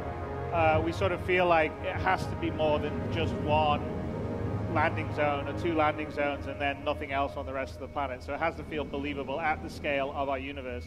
And that's always quite a challenge, but some of the technology that we've been building is allowing us to do that, as you can sort of see from the visuals that we're flying around here, where we literally have a planet covered by a city. I think I need to upgrade my rig for this. Indeed. It is running smooth, though. Yeah, it's not really nice setup. I just know what they used to do the recommended specs for 3.0. Yeah, I wonder how well does this run on other rigs that aren't built around it? Because you're rendering a lot here. Like, but how many of these textures are just simple boxes, you know? Very true. They fill the space, but if you get too close to them, you're probably going to notice they're not very highly detailed. I suppose you don't need to be highly detailed when you're flying past them. Yeah. It's like any flight sim. You don't need to see every tree and shrub to get the sense of scale. Up until you get near the landing zones where actual interaction is going to take place. Lucy said it's running on that. Every bit of those shrubs. Lucy says it's running on that newer Intel SSD. Oh my god. It's going to be a while before gets Roberts lives that down. That's why he opened with it, I think. Yeah, he knows. He knows. You know it's coming. I imagine he had a strong drink before he made the announcement. Alright. So, ArcCorp is one of our planets. Let's kind of head up to space, you think? I love the traffic. Yeah, I was going to comment on that, actually. They are traffic. As we go beside it, though. I'd love to be bounty hunting somebody and he's actually in that traffic and then have like a city chase with the fighters. That would be so good. As much as I hate to say it, you mean Attack of the Clones start? Yeah, pretty much. I'm totally fine with that. Mentioning a prequel. This level of scale. Oh, you gotta take it there, man. Gotta take it to dark places. Goes an Avenger right there. Yeah.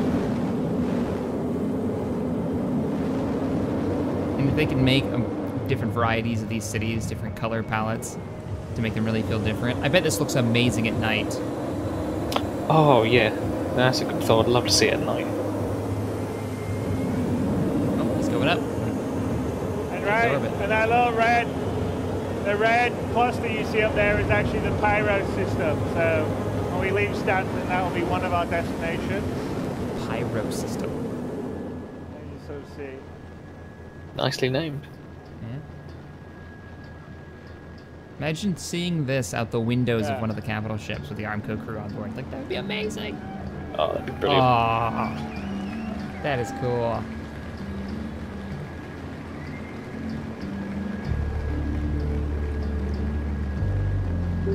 Very Blade Runner, Civil Chaos, especially at nighttime. Not a bad inspiration to take at all.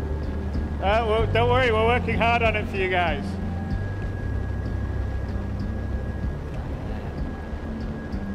That's really cool. No, that's a good way to start this.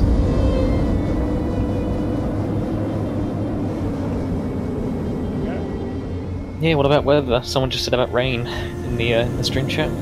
Oh, weather? Yeah. Rain. Imagine that in the rain. Walking through it in the pouring rain. The rain We're at going to night. head to one of the space stations in orbit around ArcCorp. So I think I've mentioned before that most of the big kind of more advanced or settled or industrialized planets will have quite a few space stations in geosynchronous orbit, so that when, say, someone with a large ship like a Hull C or a D brings in cargo, we go to the space station, and then the cargo can be offloaded and brought down to the planet. So we're just going to head to one of them. It's built using a new modular space station setup, and it's actually beyond 3.0. You're going to see a lot of space stations and variety, and we'll talk a little bit about how we're going to put them together and build them up around the Stanton system and the other systems as we expand out. So the big Hull Cs will be able to dock up in the space stations, which makes sense. It's all, you know, we're not low. Yeah, rather than bringing them down no to the planets, which they would have completely no room. From the city, we were down in Area 18, then we were flying around these huge skyscrapers, and now we're just heading up to the orbital space station.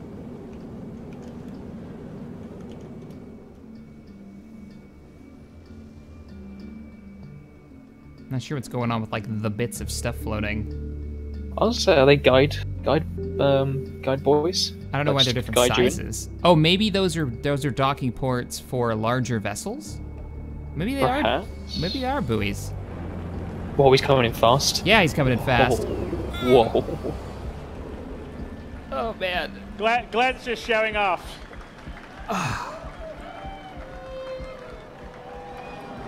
Glenn's seat. You hear the music? With like the violin? That was very Firefly. Oh, it's beautiful music. I just hear it. So they just left Coruscant-like planet. He even compared it to a space station in orbit.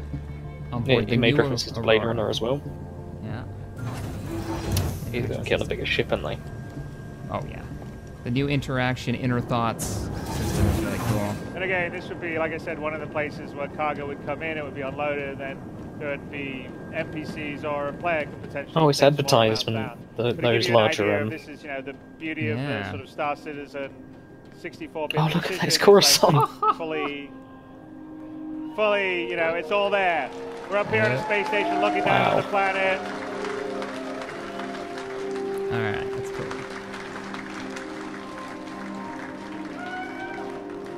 Buncho, my PC will be fine. Jump? I don't know, Glenn. Do we jump or not jump? Nah, I don't know. That armor's nice. Yeah, is that the new one? It's one of the new sets, I think. Commander Pepper's chasing someone down from space through the city. I want to chase somebody down in the city. Full-on bounty hunt. Oh, he's jumping off. He jumped.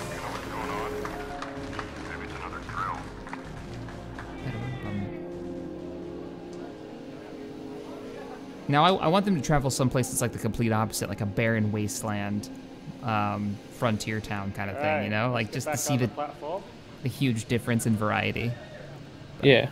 What is he doing? He jumped off just to try and make a... Well, no, his EVA counters the gravity. Plus, gravity is much weaker up here than it's down on the planet. But the gravity is actually properly simulated all the way through. Based on he can't move. The center of Go the on, planet. there you go. There he goes. Get up. How's that Salt Now Shack? DCV says, much better. I am replaced. So far, very shocked. Very, very happy. So it's inside, really cool. inside these are all got interiors, and in fact, we'll show you kind of how we build them in a second. But yeah, just give you the idea of the scale, because you know this space station didn't look that big from a while ago, and of course, see how big it is now. If you got some questions for us, guys, send to afterwards, and we'll answer them best we can while Chris Roberts is talking. On the other side, that would get us into the atrium. So we'll show you a bit of that in a little bit. Let's kind of continue on with our journey. No one interrupts Chris. Oh, I guess they're not going inside the station. Yeah. Does give you an idea of scale, though. Walking up to that little tiny door. Now they're going to get into this. Are they going to keep taking the Aurora? I thought they was going to take the Starfarer next to it. I thought so too. I guess we're going to have a good look at the Aurora, the new version of it. What the heck is Dumper's Depot? That's a salvage shop. You can buy parts for your ship there. So it'd be like buying them used instead of new. I love the new UI. I think the new UI is fantastic. It's a huge update. Slick and smooth and... What's the Sierra nice Hotel? jumping up. Can I like rent a room? Oh, the Sierra Hotel in the space port. Yeah. Yeah. See it? It's got the palm tree. Palm trees? Where are they getting that from?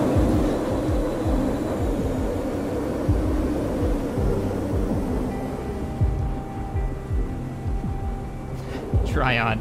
Orbital insertion for Armco Security Division. We push them out and let gravity do the work. Legit tactic. Oh yeah. Save fuel. Save bullets.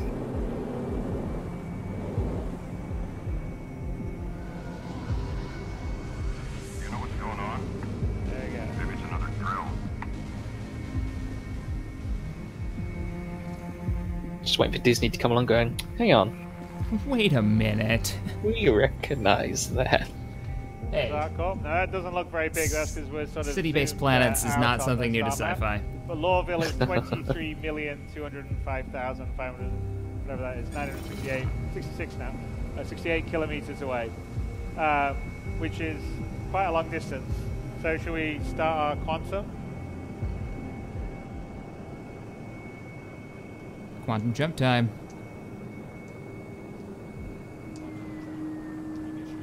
Quantum jump initiated.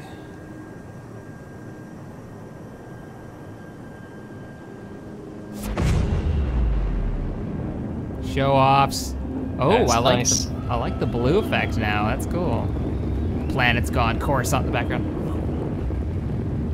And so as you can see, we've upgraded the. I really like that blue effect. Whole sort of jump effects and everything, using the new GPU particle system that's coming in with 3.0. Yet again, another thing that we've added, which you can see with the contrails and the engine trails. Now, 23 million kilometers, even at 0.2 of the speed of light, takes about 8 minutes. Now, and actually, in the gameplay side of things, it probably would actually take you longer for the journey because you'll probably get pulled out of quantum by, some other ships, and they'll be we won't probably let you go one jump directly to the other jump because there needs to be some time invested in getting there, like taking cargo or whatever else. But just a pure unaltered, uninterrupted jumps about 8 minutes at our quantum speed. So while we're doing that, we're going to take a little bit of time to reflect back on the tech that you saw on display. So 8-minute flight Sean, time. you want to come to the stage? And Alex, is that what he said it is? 8 minutes? If you can go non-stop, it's like if you were actually doing this journey, you would get stopped by other ships. You probably have to pull over. How we built having making travel a thing. All right, hi there, everyone. Yeah. So, for those that don't know me, my name's Sean Tracy. I'm the tech director of content here at Cloud Imperium Games. And up here on stage with me is one of the bright minds behind some of the content that you saw there in Area 18 and ArcCorp, and behind some of the tools, and his name's Alex Ramadi. He's our lead technical artist at Cloud Imperium Games. Wave.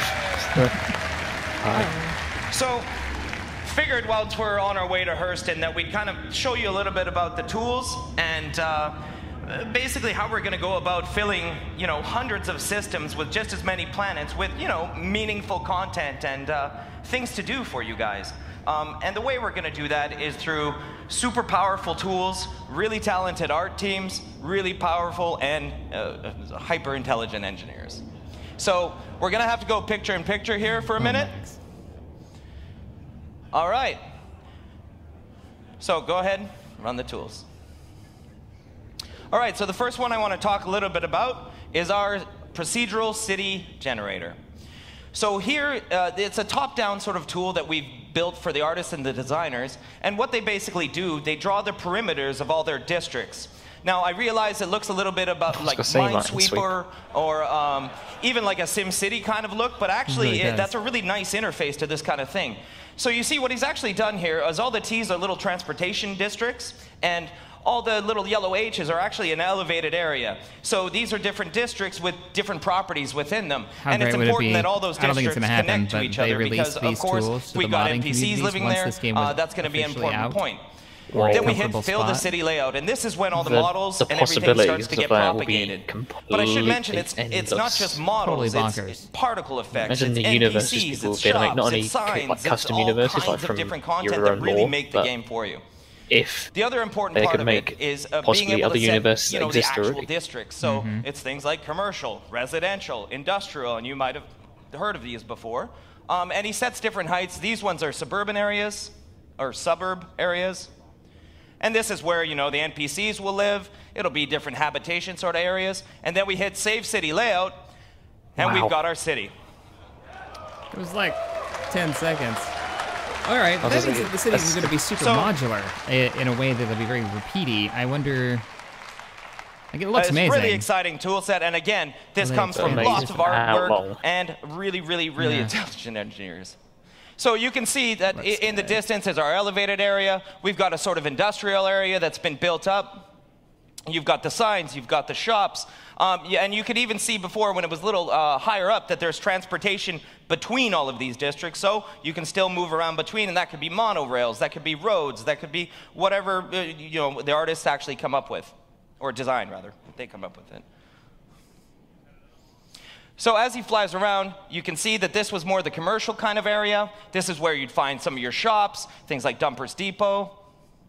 And then over here was that sort of suburb area that he actually built up. So again, it's a really powerful tool set, but it's really only one piece of the puzzle. I just want to know what kind of interaction we can see. So the next piece of that puzzle is building up the interiors to this.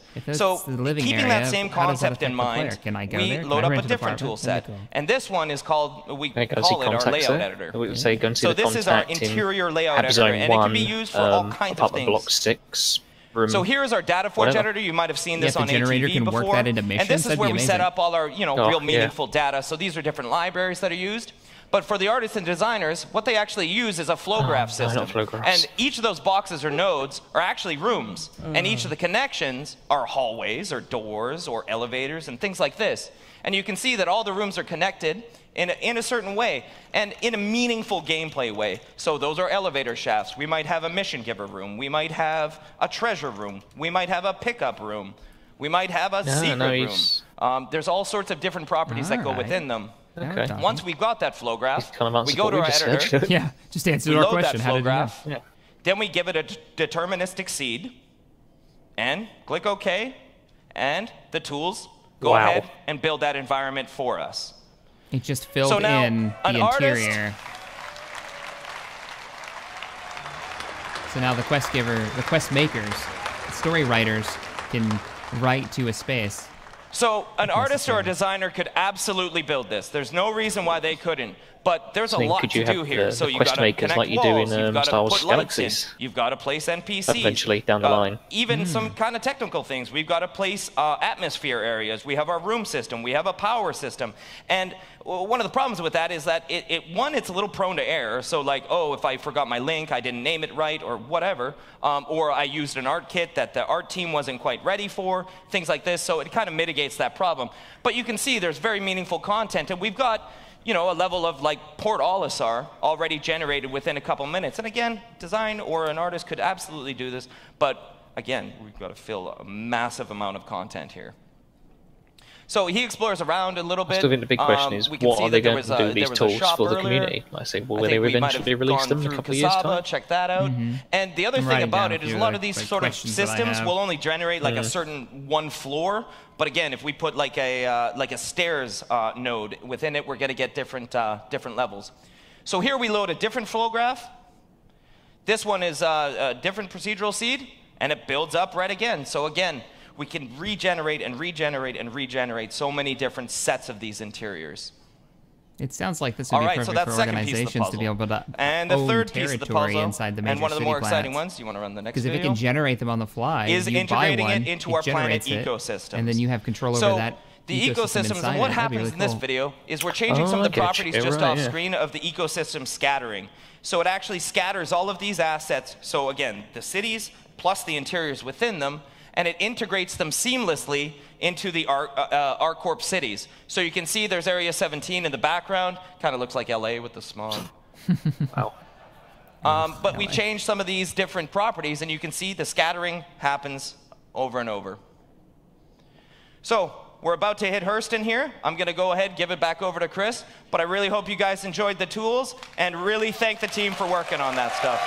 That's really cool. It'll be interesting to see how they incorporate it for players to actually interact with it.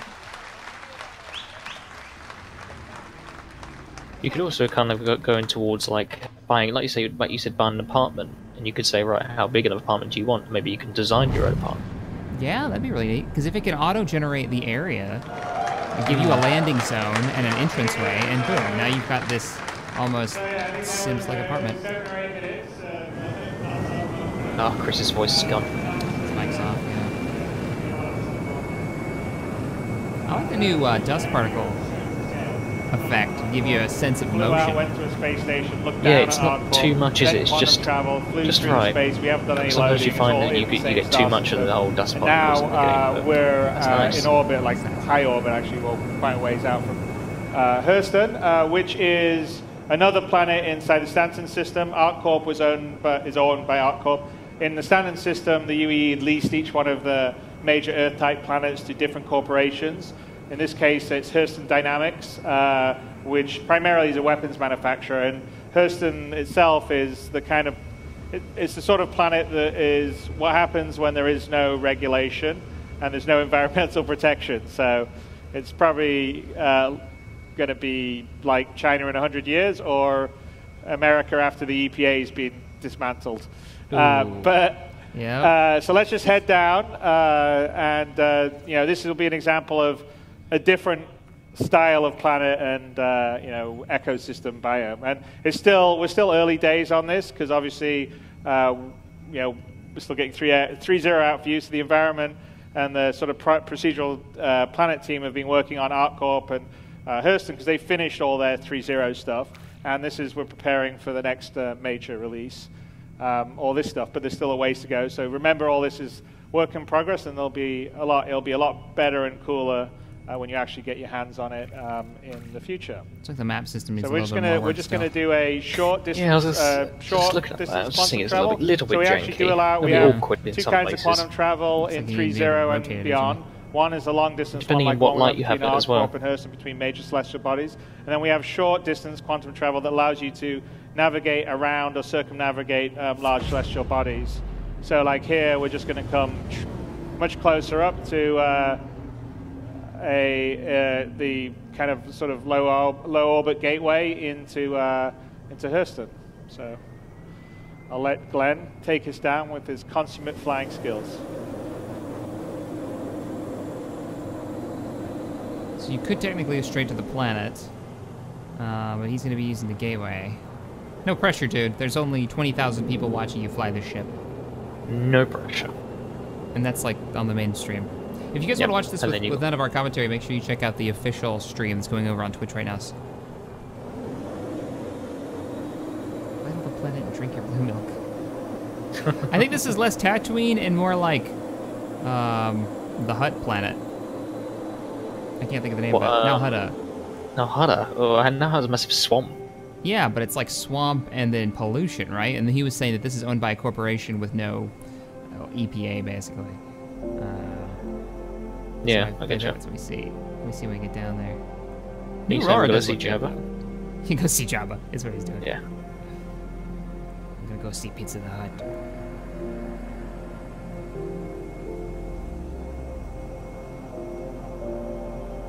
I don't think we've seen like a swampy planet yet, have we? No, this is quite nice actually. Like, is the water drinkable? I'm gonna assume not. Are some what? You think some of the ships are getting into the atmosphere now? I think some of the ships are waterproof. Good question. I'd like. Well, surely they have. Yeah, surely they are. I like the idea that it slowly does damage to your ship if you try it, though. Like the water starts leaking in and causing problems. That'd be pretty great. Oh, little port cities. Yeah, like little piers sticking out into the water. I quite like that. Different. Nar Shaddaa, that's a city planet. Isn't it? Yeah, that's what I thought too. Yeah, so it's another massive city planet. Wytho says, this game has actual water? Somebody plays a lot of Space Engineers. Yep. Is that physical water? Is that like not frozen water? Whoa. Wait, well, I've never seen that before. I don't understand. What is this? You're like touching it? Like, what is this? What is this liquid? It doesn't necessarily have to be water. That's a good point, Commander Puppers. Not Puppers. Who wants a Bebop-style hybrid ship? Oh, I love it. Have a full keel. You can land in the water like that's what it's meant to do. That would be pretty cool. Yeah, that'd be a cool ship. That'd be the kind of ship that I'd like to see them introduce. Because they keep releasing ships like they're brand new. I want to see ships that make the world feel like it's older. I want used ships that have been around a long time. Like designs they don't use anymore because they're not nearly as effective as these brand new ones. Like what you're talking about, landing in water. With that concept with water, do you think they're going to get more planets like that does all the Manan? procedural planet stuff has been adding obviously a lot of stuff to the procedural planet tech. The oceans have all been ported over to GPU, and ultimately we're not doing it here, but there actually has. If we get low enough, you'll probably see it's full wave simulation. Get closer to the water. And we get low enough, we want to have the thing where the wake from the ship creates waves. That's not in yet, but we will be doing that at some point. Oh, yeah. No. There's a little red dot. I don't know what that is, actually. Yes. Well, there's, refineries red of some kind? It's like below, but behind him now? Oh, no, it's just... No, it's just... It's attached to his helmet, I guess. We're heading in our way to Lawville, which is the main landing zone on Hurston. So, So Lawville, is it going to be a small town?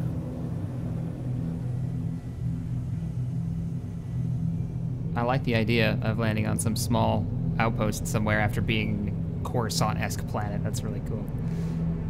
46 kilometers ahead. He's picking something up now. Starting to see trees, shrubs and stuff because he's so close to the ground. Yeah. Rocky outcrops below. Shrubbery. They look dead, I think. Yeah, I think the company that owns this planet's kind of really wrecked it. Look at all the mining equipment and stuff. Yeah. Oh, and the debris. You can see like ship parts and it's a salvager kind of planet. That'd be neat. Like quarry pits and they've really make it part of the game mechanics. Good planet to salvage, perhaps. Yeah.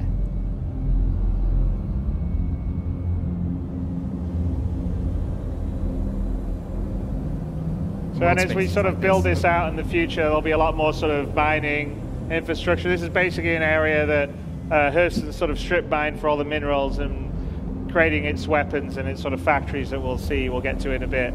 But as we move forward, we've just sort of beginning of fleshing out sort of the secondary locations and objects. We're going to add things like big macro vehicles that would be excavating dirt and stuff, and give it a lot more variety, because Hurston's going to have quite a few more ecosystems than we're showing right here. But let's head up towards macro vehicles. That you can actually sounds see amazing. In the distance, the big Hurston dynamic. It's sort of like the Tyrell building from Blade Runner. Yeah. So that's the main area, and actually when you land in Hurston, that's where you're likely to land, and it has all these beautiful shops inside, and it's all nice, but the outside of it's all kind of smog and factories and polluted air. So let's fly up through. And again, Lawville's built using the same tech. It's a different kind of building set for a lot of it, but it's using the same sort of distribution tech that we do. Okay, so different style of buildings, but the same sort of build out a city at a software used for it. Realistic scale for the ships that we have in the game. So, which is kind of important for our game, because we want to have everything feel real, visceral, tactile. So you can imagine the city streets in a place like this would just be terrible. And you can sort of appreciate just the sheer scale of these planets, because off in the distance, Hurston didn't look very big, and now we're flying through it, and it's these are pretty tall, big buildings. The smokestacks. Neat.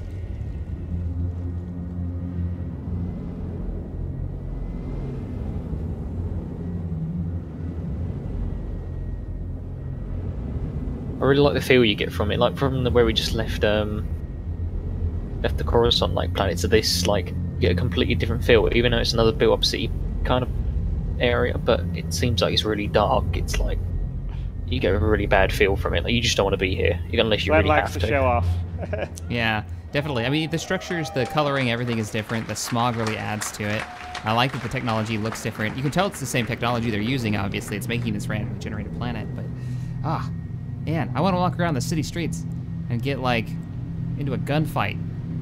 So let's sort of head to the outskirts, outside the city, because we want to sort of give you a sense of kind of what it's like in the ecosystems outside, and then also the sense of scale that you get. Because, you know, when you're flying around, you're moving pretty fast, and we're flying at, you know, a pretty fair clip relatively. I don't think they'd like you flying around, say, Frankfurt at this speed, just above it.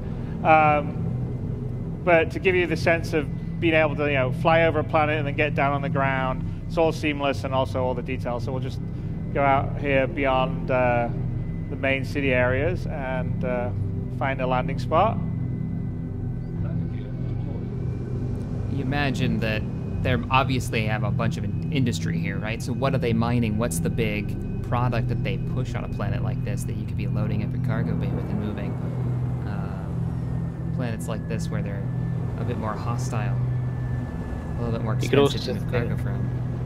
You could also think, what can you bring to this planet to sell that would be worth quite a lot? Like medical supplies worth quite a lot on this planet. What about high quality food or something? Respirators, yeah. Right? Wouldn't that be a major thing on this planet? Respirators and mining equipment, for sure. It would make sense. Yeah, mining equipment, yeah. Big drill pieces and...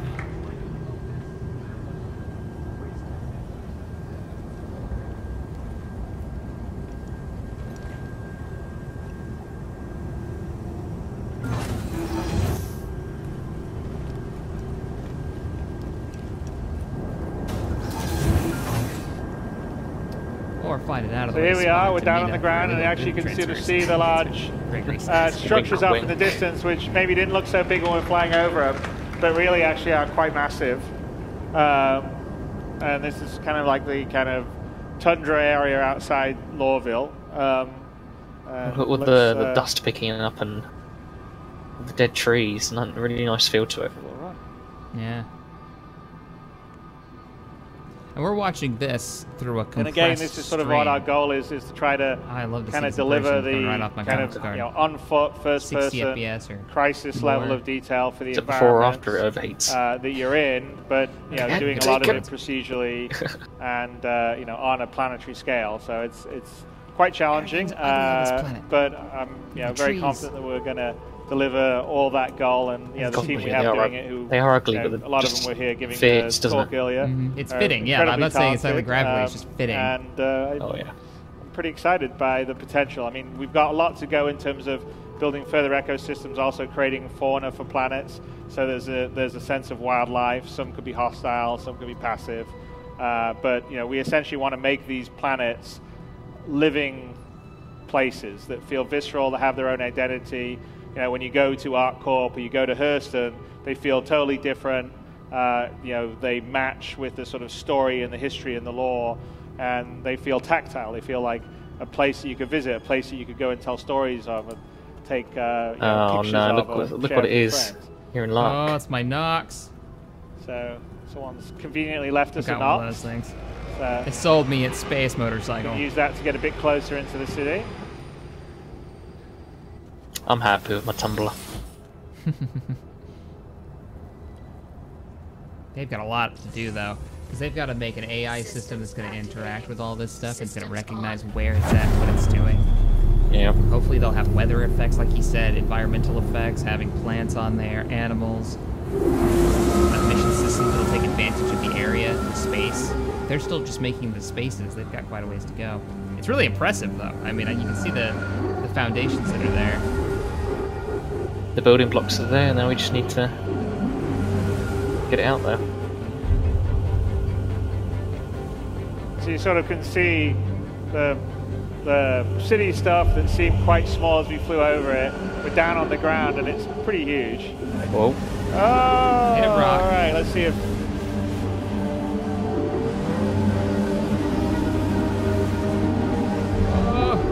He made it. Len, you're just showing off now. Control. They said they were still working on this thing's feel. Yeah. Ooh. Or maybe it's just hard to fly. I don't don't know where to go with that See, concept. it's just a show off, Glenn. Yeah, it's just showing off. It's just like, oh, that's fake an X, isn't it? I don't think it's that good of a show off. I want a proper, like, wheel-based So motorcycle. here we're sort of coming to the outskirts of one of the city, the factory areas of Lawville. Yeah, that would be quite humorous to watch as well. Yeah. I mean, one they can keep up with the Tumblr and all that, you know? I'd be down with that. Every time they drive something on the ground, somebody has to make a pod racing comment. Every single time. Every one of these streams I've done. This is pod racing. Every single time. And again, we just have the beginnings of sort of our NPC population system. So some of the other stuff besides the interior procedural stuff is, you know, longer term we're working on sort of a background crowd simulation system, a traffic simulation for ships coming and going in the background. What the hell? Yeah, that's...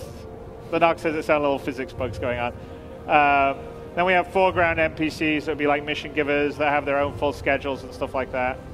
Cool. But all the places will get populated and feel like they're full of life. So you'll have a, you know, like I said, the whole goal is to have 90% NPCs to 10% players in the universe.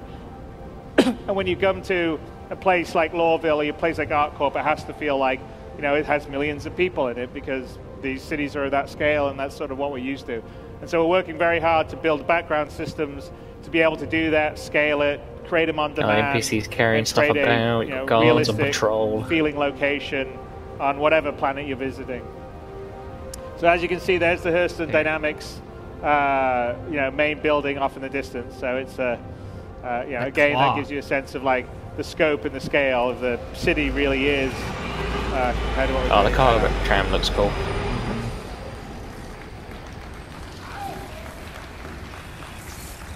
And as I said, one of the things we're working on is fauna. So there they are. There's the big announcement. Yeah. So these are first. These are the Oni, the Zyphopod Oni crabs. So they're little scavengers on Hurston, and there's quite a few other things that we're going to have on Hurston. We'll do it, but you'll have them running around and a bunch of other ones. There you go. There's Lawville. There's Hurston. Things. Yeah, suck your face off or something. I don't know. I want to see what they do. I was hoping we'd see some more about NPCs. Maybe have some hostile ones. So head crabs. That's the sort of preview of the flood, where we're yeah, going. It's a good concept. And The flood. And you can see the amount of attention to detail and the amount of love and hard work that's going in from the team to do that, because we really want to build out the universe of Star Citizen to the level that matches the vision of us and you guys, plus all the amazing concept art that everyone's done. So we, you know, people could say, no, you can't. That's crazy to do that. Well, our goal is to actually do it. And so they've been doing a great job. A lot of the team here that's worked on this is here. And I actually, at the end of here, I'd like to get all the team members up on the stage, people that have been showing stuff on the floor, help put the demos together, that's helping the demo, huh? assist to the live stream. So everyone that isn't necessary to run the cameras and live stream, why don't you come up on stage here to get a well-deserved round of applause. All right. So while they're doing the round of applause, I guess that's the end of the show. Where's Sandy? Let's turn this down. Let me turn that down a bit. So, well, here we go. Oh, initial thoughts? I got some notes here, some things that stood out to me. I was hoping there's going to be a bit more. I mean, I guess that's what happens though when they show you something that you like. They didn't get too deep, did they? It's. I guess we kind of guessed it earlier. Actually, we said the possibility of showing off another planet, and that's exactly what they did. They went the whole complete. Look at the cake. Is that a cake they're waiting on? They've got a full-on cake. Nice. Kind of wish it was one of the cities they showed. You know, like that'd be really cool. Guys, come on. Wow, look at them all. All right. So while they were going ahead and cutting their cake, it was good. It was a good show. I was impressed with the cities. I did not expect them to do that. The original concept for the big cities were going to be very freelancer style. You go to the docking area, and it basically plays a cinematic of you flying through the city that's pre-rendered. And now it's full planet. Like, that kind of blows your mind, doesn't it? I'd like to learn more about the restrictions of like how the roadways would work. I'm not going to say roadways because that's physical, but how the pathways would work for a ship. Are we flying freehand? What happens if we fly close to like a civilian area? And yeah, that when they first went around ArcCorp, that's amazing to show off something like that. Absolutely beautiful city to look at. Yeah. And it feels like it's in an actual place now, not so much just, it's a skybox that it looks cool, but it's a skybox and you don't have any real any control as you land.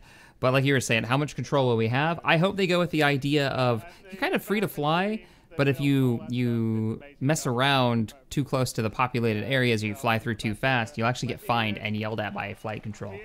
Even more so, maybe they'll send police after you. Like, go the full simulation route of let the problem be dealt with in the universe in a way that would make sense. If they're going to go with the whole immersion idea. So sort of like get a communication from you, if you're approaching a civilian area, please pull back. And then the warning starts screaming at you even more. Yeah. It's like, I'd be interested to know more about that. You're flying at unsafe velocities inside the city limits, and it yells at you, and then it starts to fine you, and then eventually they're just like, all right, we're sick of your shit, now we're sending 2 missiles up your tailpipe. Like, that's what I want to see. That would be fantastic.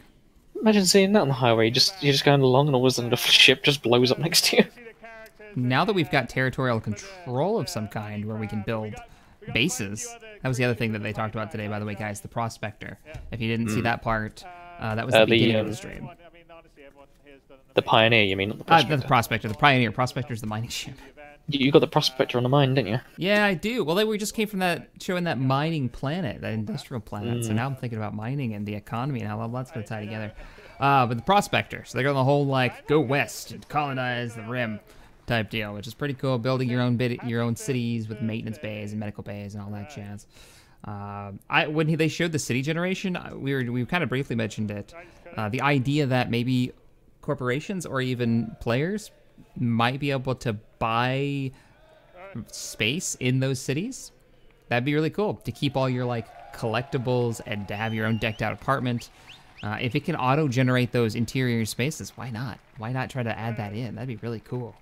Yeah, sort of auto-generate on the base of like when it asks you what apartment do you want to buy. Do you want to buy a 4-module apartment? And then you can pick what goes in that module. That you want a habitat module, and then I don't know, a small armory or something like that, or a secret area perhaps, for like doing secret meetings and hiding secret packages from the law. Or...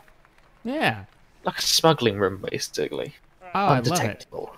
I love it. Have the ability to have your own apartment and then have everybody meet up for Armco. You know, we meet up at the Great Guild Hall on the city that they basically called Coruscant, or compared it to. That'd be amazing. That'd be really cool. The Senate meets in the major city, and we have all these chairs built around that we can all sit down and actually like discuss the future of whatever organization bit in Armco is there. All kinds of fun things. Space gangs, Hayden's talking about. Just all kinds of crazy things. Space gang. Oh yeah, we gotta have the space gang. All the gang. Nox gang. Yep. That's why we need more. We need more floaty bikes. We need old technology. Everything's too new when it comes to flying ships. You are right. Think about it. There is no old... Well, they're not showing off much old tech. Like saying, well, this ship was from an old company that went bust, I don't know, 20 years ago or something. Yeah. I want that Serenity Firefly kind of ship where they're like... they're not advertising it to us like it's a ship that's just coming out, so much so as... they're everywhere in the universe, and they're cheap. they're modular. You can upgrade them. That kind of thing. I think it'd be really cool. Overall, though, I enjoyed it. What'd you think of this? The last hurrah for the all-day stream. I think it was a good. I think it's a general, all-round good ender. It's been a long day, I think, and without a lot of facts being thrown around and a lot of flowcharts that were quite. Let's face it, quite boring for some people, or probably most people. Some people like watching that, but that's fair enough. Yeah. I like the idea of like an opposite side planet. Like I've gone from this beautiful Coruscant type planet to now this Blade Runner city-esque of like where it's smoke pluming, and it's nice. I like it. And then the fauna right at the end, where we see what do these things do? Do they attack? Oh, the little Are they brain cause dudes? us problems? Yeah, they're going to cause us problems. Yeah. They made it super ominous, and then they just like went to black. Oh, imagine that would have started jumping on his face and. Yeah, I wanted to see like what do they do? How do they act? Do they interact with the players? That kind of thing. 'Cause I really wanted to see some NPC progress. Like how does the NPC players, other than just being the tapestry and extra decoration like we kind of saw them today, interact with the player. I wanted to see some combat against NPCs, but... Also thought about the fact of like maybe you can jump on our Noxes and our tumblers and go like go and find some scrap on that planet because there was some turned over mining rigs. Yeah, definitely. Those turned over mining rigs. Salvage missions, or maybe that's how salvage will work. You'll take like a salvage job and then you go out and that'll be the interactable piece on the planet that you can actually go after. That'd be kind of cool. So we have a reason to drive trucks around and whatnot and try to find gear and fight other salvagers for it and that kind of thing, depending on how players start. Yeah, it could be like, oh, this old mining rig, I found out there's some old tech out there that's really decent, you gotta go and find it for me. But then it gives the mission out to other parties as well, so you could be on your way, but there's 2 other groups on the way to go and get it as well. Oh, I like it. I like it. Maybe they tag it so you kind of know that it's PvP, so you know to hurry up and get out there, because there's other parties that are already trying to participate in the rush for the cargo. That'd be fun. That'd be really fun. And keep it in the universe at the same time. I think they'll be able to custom paint job or add your own logos to your ships. Well, they have shown the skin system that it has right now is super customizable. They were flipping through tons of versions of these different skin colors that you'll be able to have for your ships. As for custom logos, that isn't something that they've talked about, but I would love to see that system implemented for sure. We had some nice new effects. We had the re-entry effect and the new ship wake. Yep. New ship wake, new entry effect, and new jumping effect, which was really nice. New jumping effect. That was quite pretty. That was really nice to look at. The wake effect was really nice. I like that. And the particles. Like the particles look like they've had a little bit of an enhancement. The new Aurora. I don't know if it was the best ship to pick for like an ending stream like that. I know they're trying to show off an Aurora, but is an Aurora interesting enough to show off in something like this? For the whole thing, yeah. I mean, it's cool. The Aurora got a revamp. That's awesome. But all right, guys, I think that's gonna wrap up the stream. That's CitizenCon. That's it. It's over. Done for another year. It's good for another year. Well, hopefully 3.0. No word. Notice, no word on 3.0 release. We still waiting for them to fix up those. You're right. I held out hope. I thought they were gonna be like 3.0's out. They just like drop the mic and they walk off. Imagine you cut the cake, and as they ate the cake on the board on the bottom, it just says 3.0 released. I wish, but nope. Until they fix the bugs. Avocado's finding all of the bugs. Avocado's on it. Don't worry, guys. Avocado. Don't forget, guys, you want more Star Citizen chat? There's a heavy Star Citizen presence on Discord. Go over there. There's people chatting about it now. If you want to carry on conversations past our talks. Indeed. There's a lot of smart people there that know way more information than we do about this game. Yep, head on over to the Discord. The link will be it already is in the description, so click that, check it out. And I'm sure as soon as 3.0 we actually have a release date, the first Star Citizen events will be planned around that. So, all right, man. Thanks for joining me. It's all right. Always a pleasure. All right, later, everybody. Thanks for sticking around. See you later, everyone.